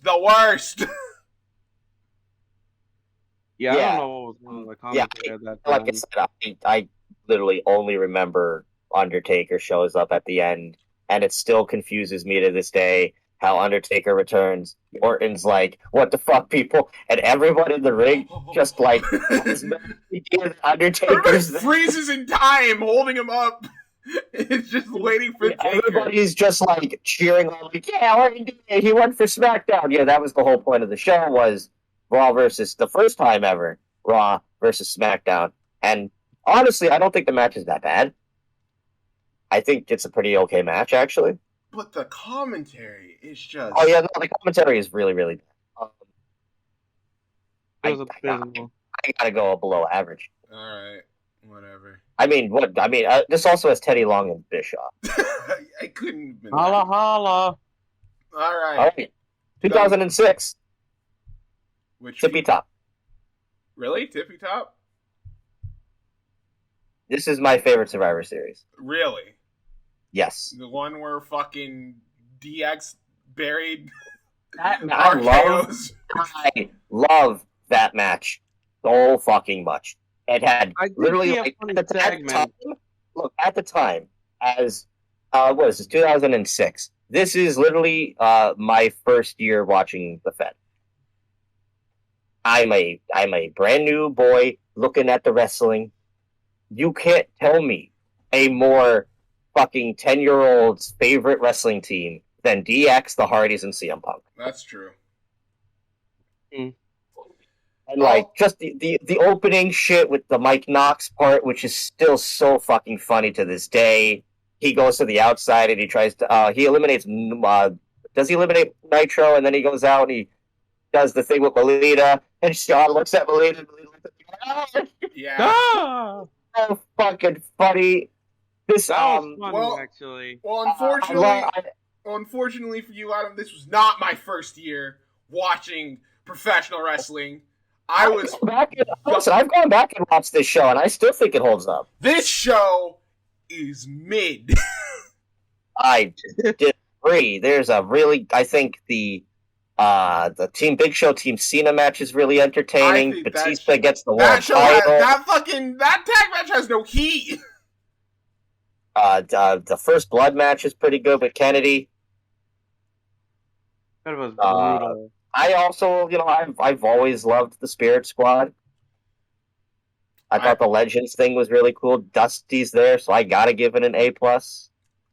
But in all honesty, what were the Spirit Squad doing after the whole DX stint? Well, they were the tag champions. Yeah, they were the tag champs. Well, after the whole tag team championship thing, but it was like afterwards. What the fuck were they doing then? Oh, they got sent to OVW. They got buried by DX, and literally there was a segment that got thrown in a box, and Triple H put a sticker on it that said OVW.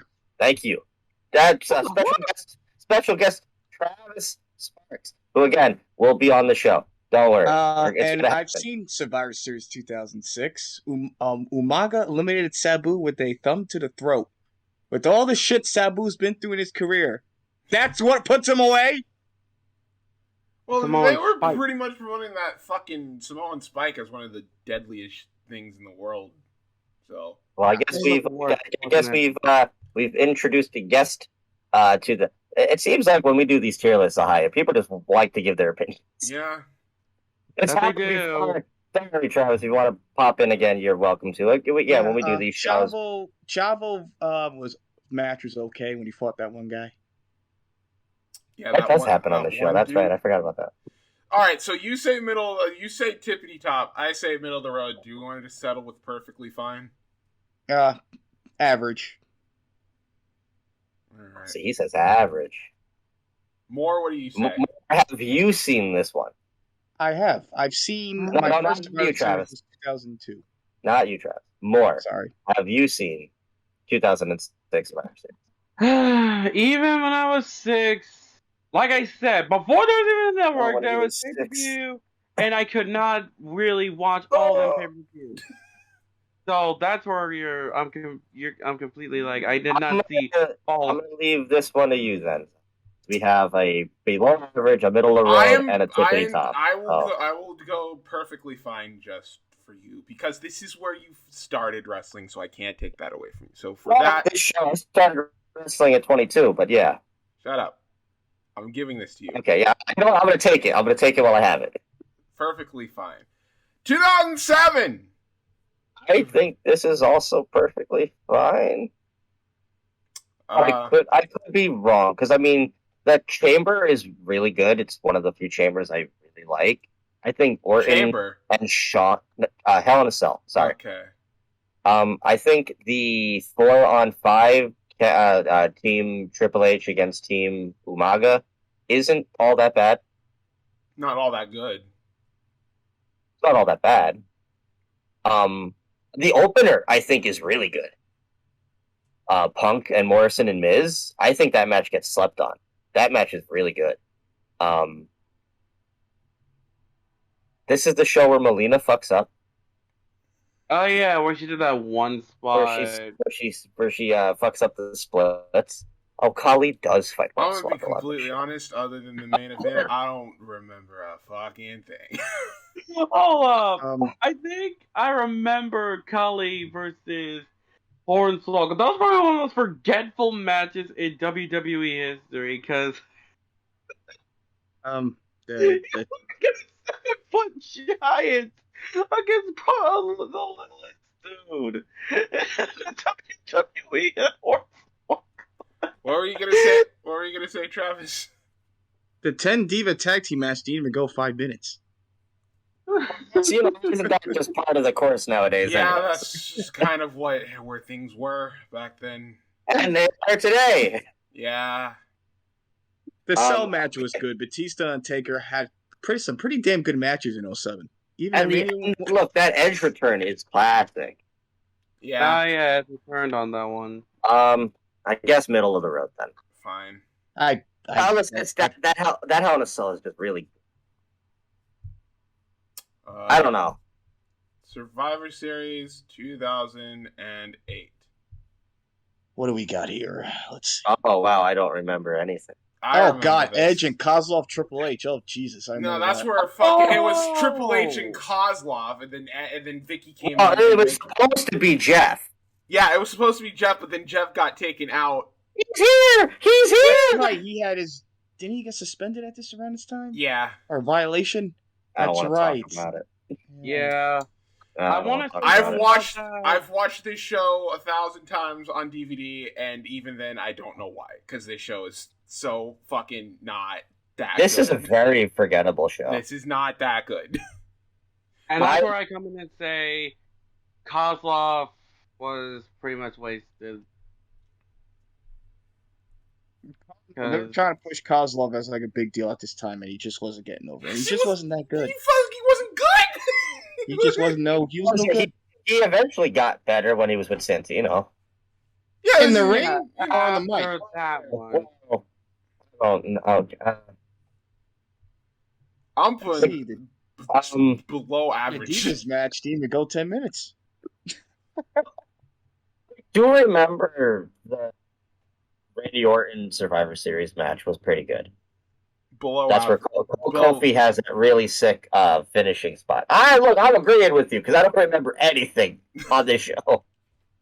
I mean, the casket has a really fun ending where he like just throws Big Show and it just falls over. I hate this. The show doesn't make any sense. It's below average. It's a mid show. It is the definition of mid. Yeah, I think this is below mid. Survivor Series 2009. This was the one where like all the world titles were in triple threats, right?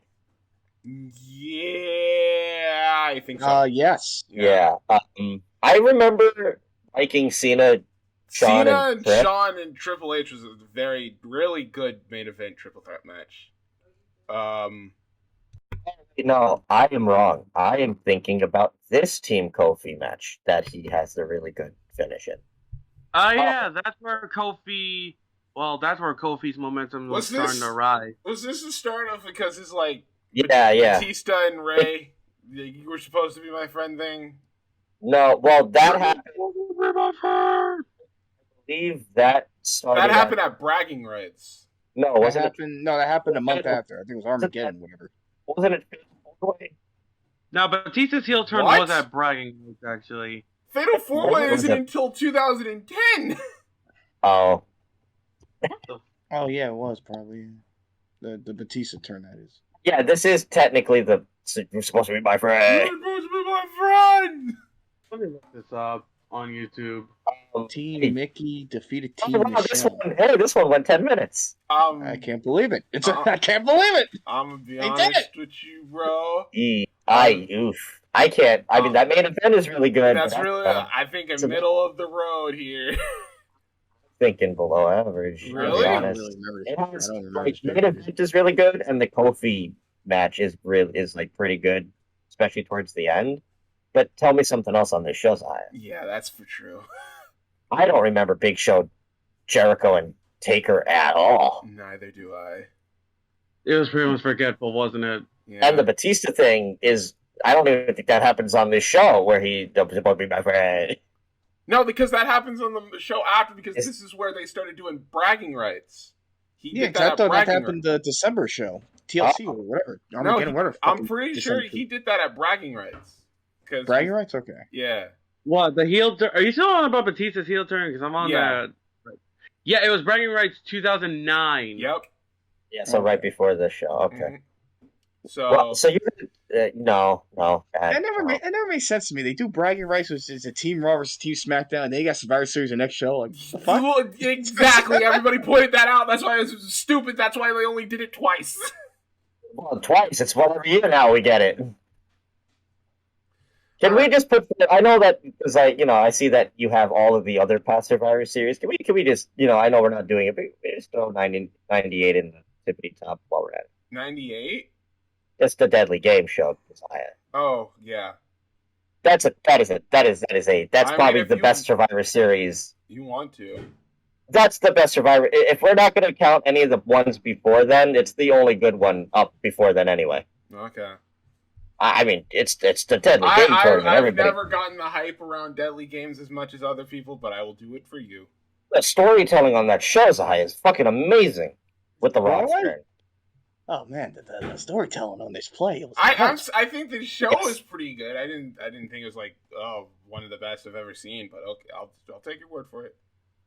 Okay, so what do we got next? 2010. Ziggler and Caval. I remember having a pretty good match. His only good match. His name was Caval. Yeah. Caval. Edge and Kane ends in a. Yeah, Kane and Edge were feuding for the belt at this time. I remember that. Is this the feud where he throws Paul? Yes. Yes. Story is revolved around Freezer.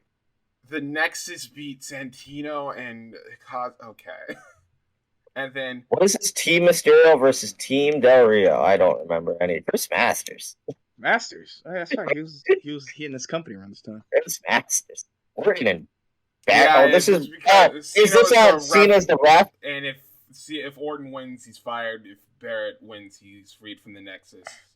And then Orton won, and then they did. Oh, Cena's fired for an hour. They did it for an hour, and then he was back. Oh, yeah, didn't Juan Cena come in for a bit? No, he did never a made it to whole TV. address. He left. Didn't he was No, back the I next week in the- remember. He wasn't back. He was back at the very end of the episode.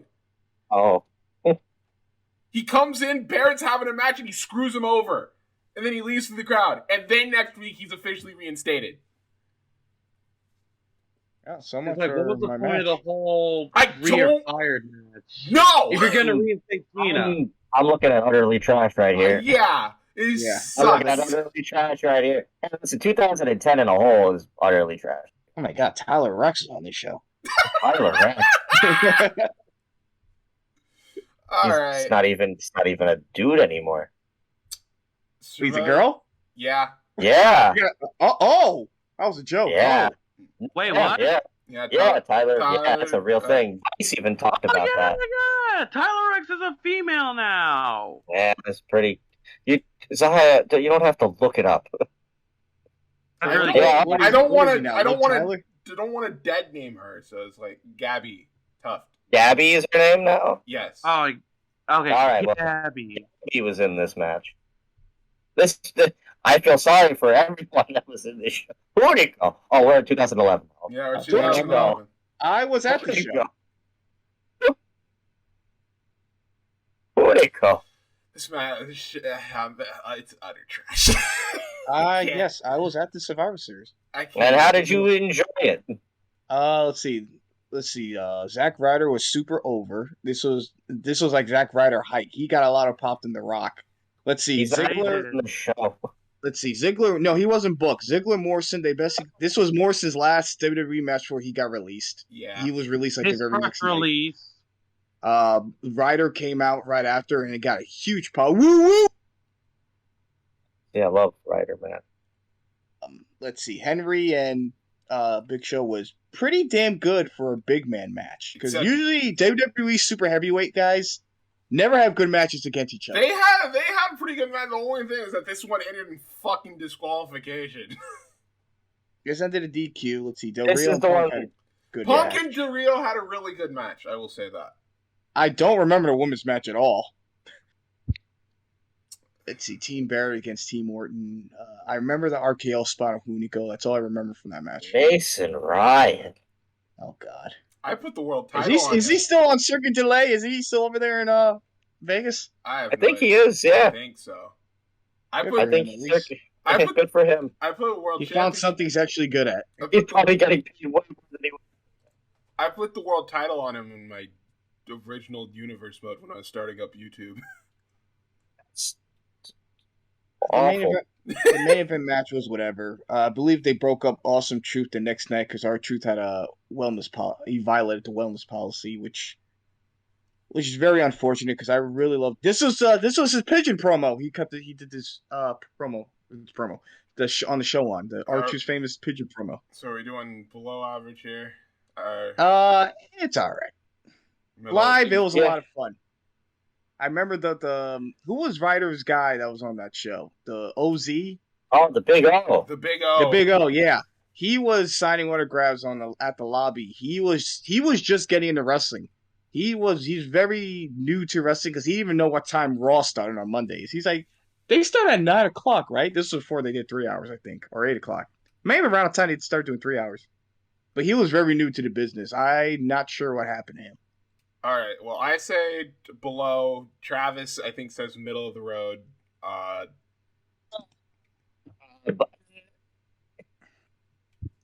What did you say? Below. All right. I don't know. His live experience might differ. That's probably. I mean, I don't know. Yeah, I I've can't, never seen the show on like TV or network. I I've can't never seen remember live anything. stream. It's a pretty forgettable show. I mean, even live, I was like, damn, I don't remember the women's match. Wow. Wow. Wowie. 20 Wowie. 2012. All right. It's not doing This one's known for the debut of the Shield. Yes. Memorable moments. First time we saw Roman, Dean, and Seth. Wow, there's a lot of stuff on here that I have no idea of. What is this? What is Sorrow versus Truth. What is this Brodus Clay team? I remember Sheamus and Big Show because that's where the big fucking chair got introduced. Yeah, that's where the big chair gets introduced. Yeah! Because the next month they had the chairs match. Yeah, I mean the Shield debut. That's definitely that's gotta like put it below average. No, still Well, average. The Shield that main event watch on YouTube still was not good. I don't remember anything from this show, honestly.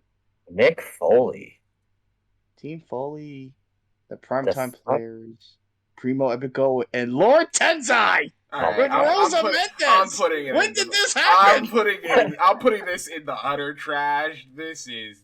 Yeah, Prima Epico, you Rosa can't Mendes. put the Shield debut in the utter trash. I have to, bro. Look at this card.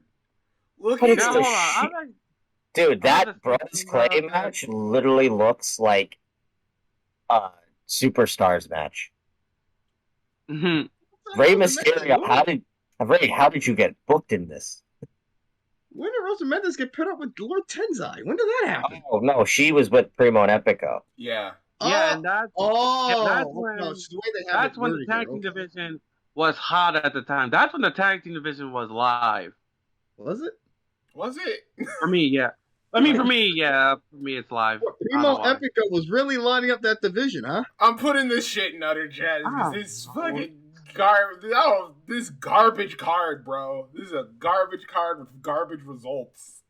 To say this right now, so far, I mean, what are we looking at, Zion, now that we've put that in under trash? We've literally put one in the tippity top and just another one because you really like Deadly. And we only have two perfectly fine. Yeah. And one of we're not looking. We're not. It's not going to get any better because Survivor Series 2013. David Otunga, is he still Jennifer Hudson? No, they broke up a long time ago.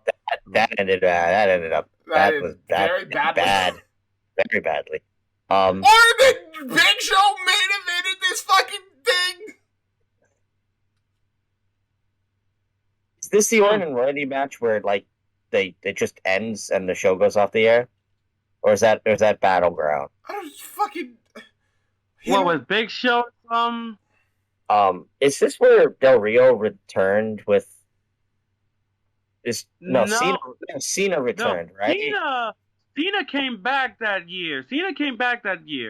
Oh yeah, that's right. This is where they set up the fucking the Cena versus Orton winner take all. The WWE World Heavyweight Championship match. Yeah. And then Orton wins that. Oh dear. The Bella Twins, Eva Marie, Funkadactyls, JoJo, Natalia.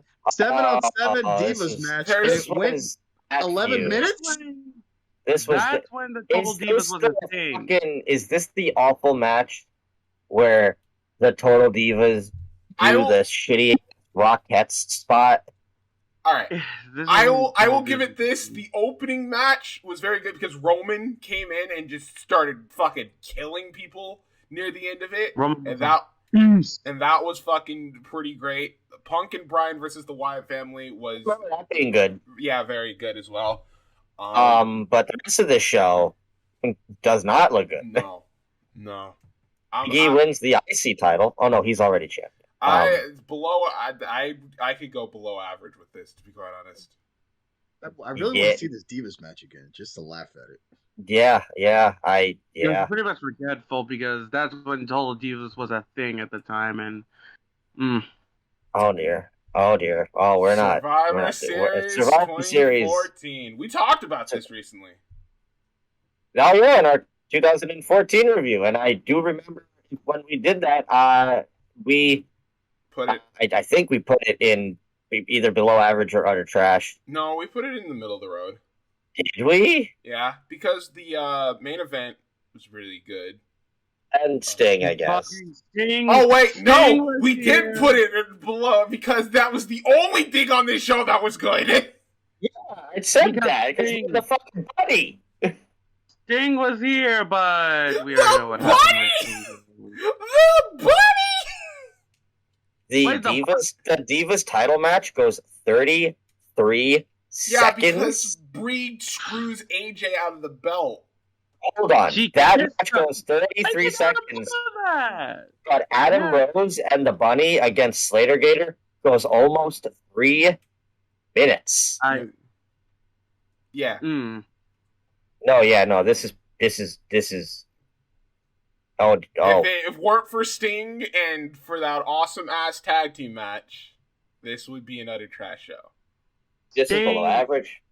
Sting was the one that did it for the event because Sting freaking showed up.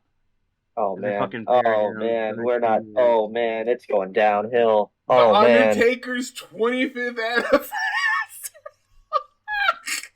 Talk about somebody who actually shows up for his. It had a He match. Had a match.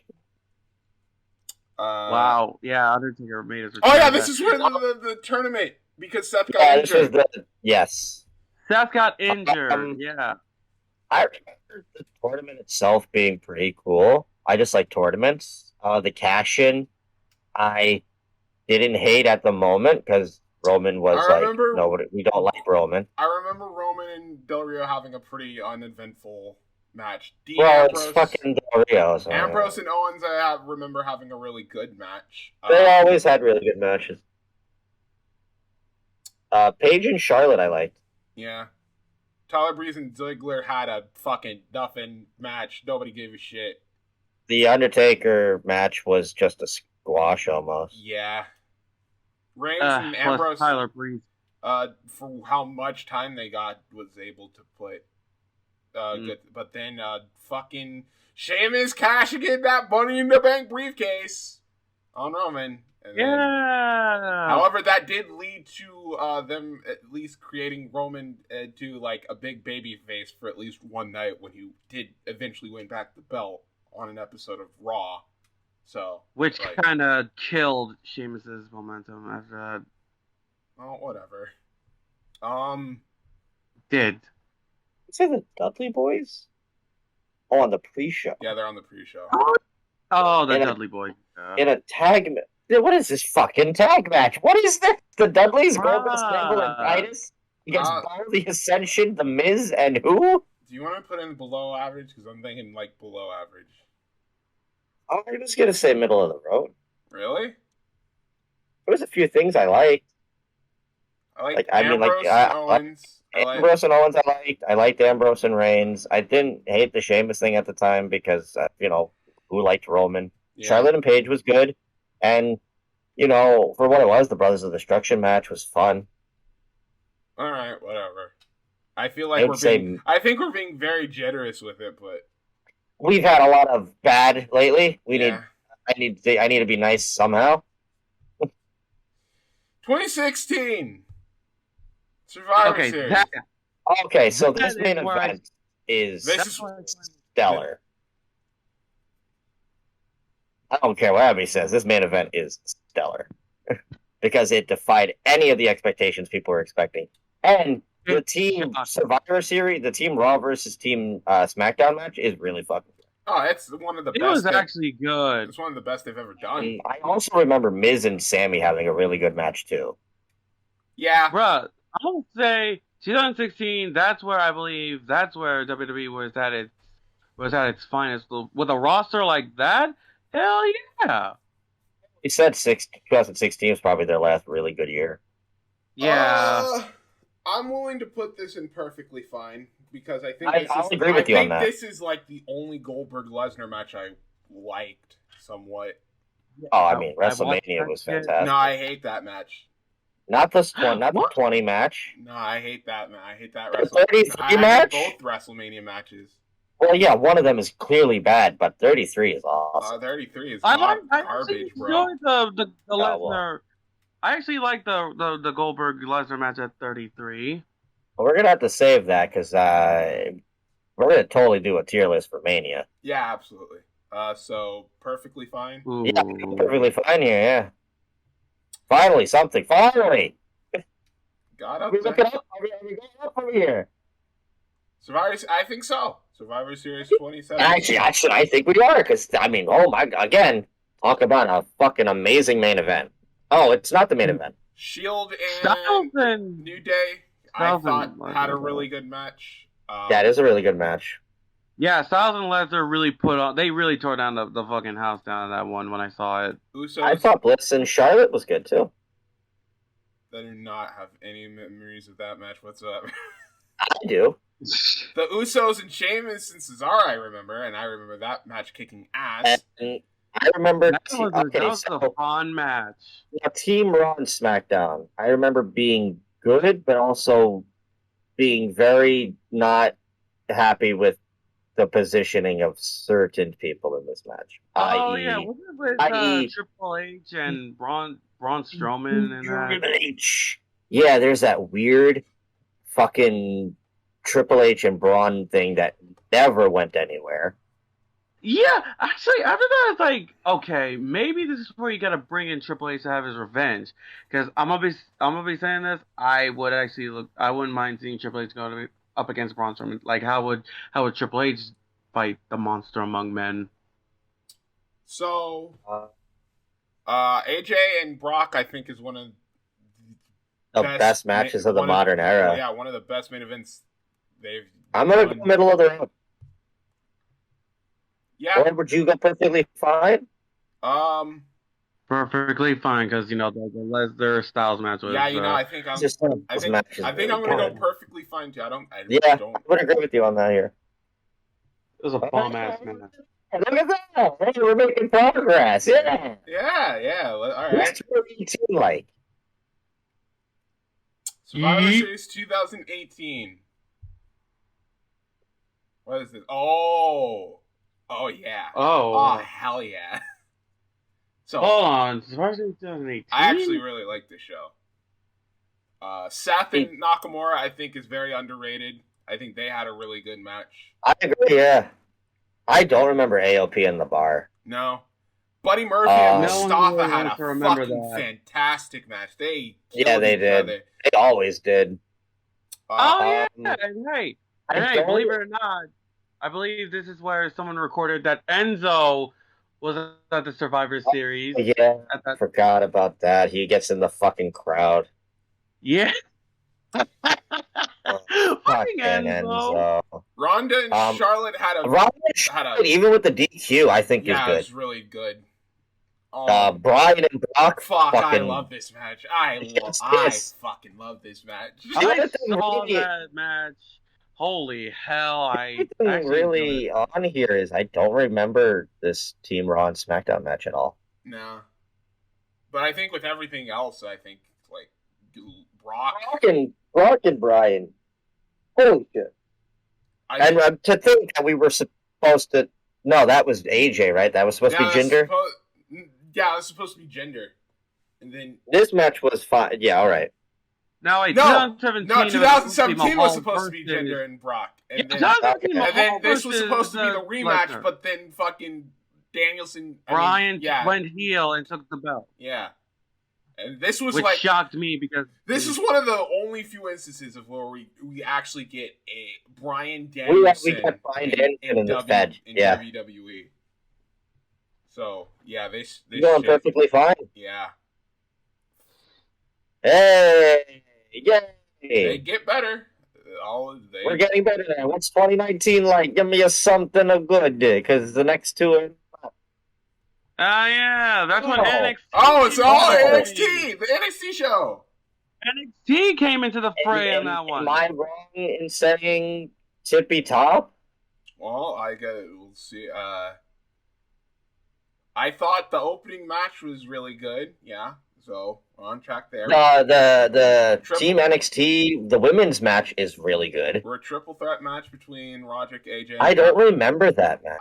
I remember it. It's kind of hard to have a bad match, especially Adam Cole and Pete don't have a killer match. They have a fucking fantastic match on this one. It was good. Bray and Bryan is still today, in my mind, the best Fiend match we've ever had. Yes. Oh yeah, absolutely. And I mean, I'm not surprised because they have a killer Royal Rumble match that no one really talks about anymore, which is really upsetting. This is the only downside about the Team NXT thing is Walter. Fucking, this is where this should have been the start of Keith being a main eventer. This should have been. Yeah, I mean, him and Roman at the end is out of godly. NXT right onto the main roster. Him in a big time feud. They should have been it, and then whatever. Lesnar. We're judging off of this show. Okay, Lesnar. And I think and Lesnar and Ray, I remember really enjoying. Yeah, really good. Very fun. And the main event is really fucking good too. Yeah. I think this is a tippy top show. Yeah, I think you're right. Yeah. Like, this is a very memorable show, especially a show that wouldn't have happened except for, the Saudi Arabia thing. Yeah, hold on. Like, this is a show that was put together last second when they were like, oh shit, we don't have a roster. So to put together this good of a card off of, a few weeks of build because we now have to have NXT involved. Oh, the NXT invasion with the tank, I still remember that. It was cool. Survivor Series 2020. Okay, so we don't have 20 or 2021 on this, so we're just going to have to say... So this is, 2020? This was 2020. Undertaker's big retirement show. Yeah, Undertaker's live. So, okay. This show is bad. It's real bad. There is, one of the worst Survivor Series endings ever with fucking Lana. I will say Sasha and Asuka and Roman and is really good. And Roman and Drew are both very, very good matches. But it's marred by the weird fucking booking of this show. Especially, people will only remember this show as the one where Lana won doing nothing. Lana number one! I don't remember Bobby and Sammy. And then, I guess because it's part of the show, whatever. I don't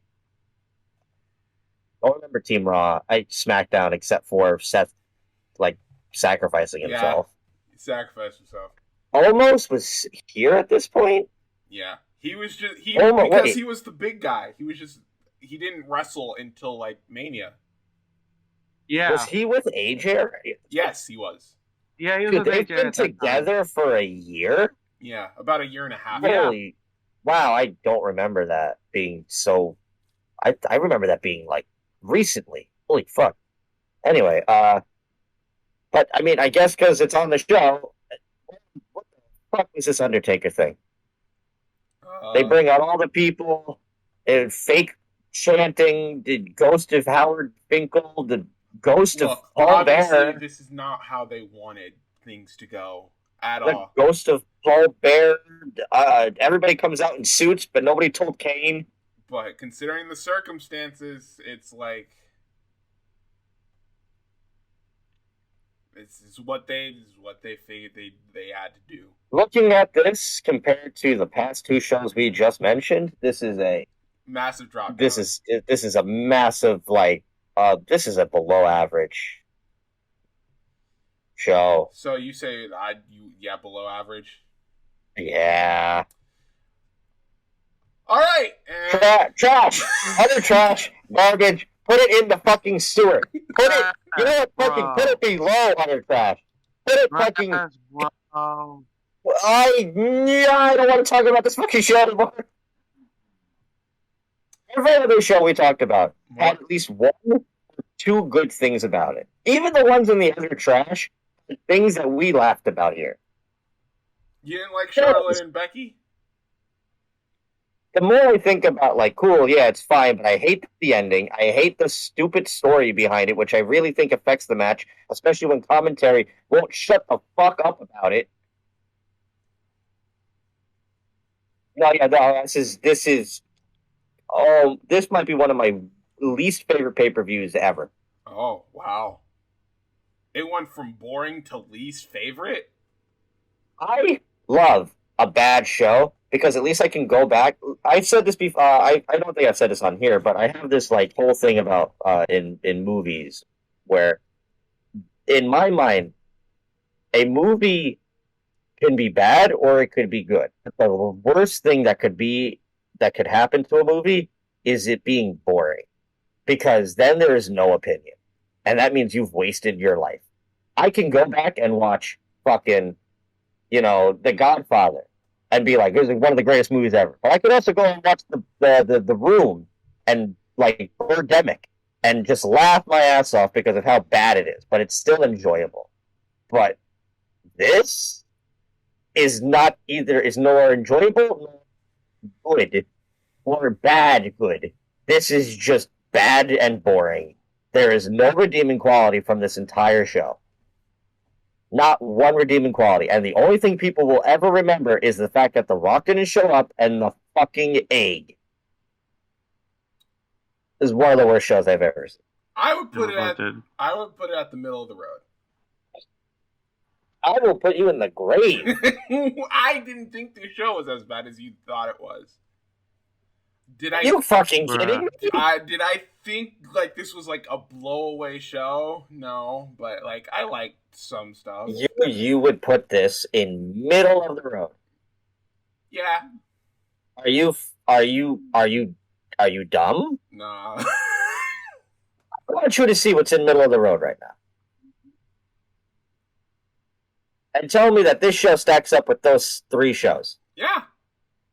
Absolutely not. You're pulling my leg. It is not a bad show. It is not a great show. It's just This is utterly trash. It's a middle of the road. This show. is an utterly trash show. Well, okay. Survivor Series matches are bad. Fucking the battle is bad. The main event is fucking just lazy. The women's match makes no sense because I can't tell if they're trying to shoot or not, and it ruins the whole thing. The pre-show, maybe the tag match was good. Fucking A. Man, tell me how you really feel. Why don't you settle this for us? I'm thinking middle of the road. He's thinking utter trash. What are you thinking? I have not seen this show. I have seen Red Notice. In fact, hold on.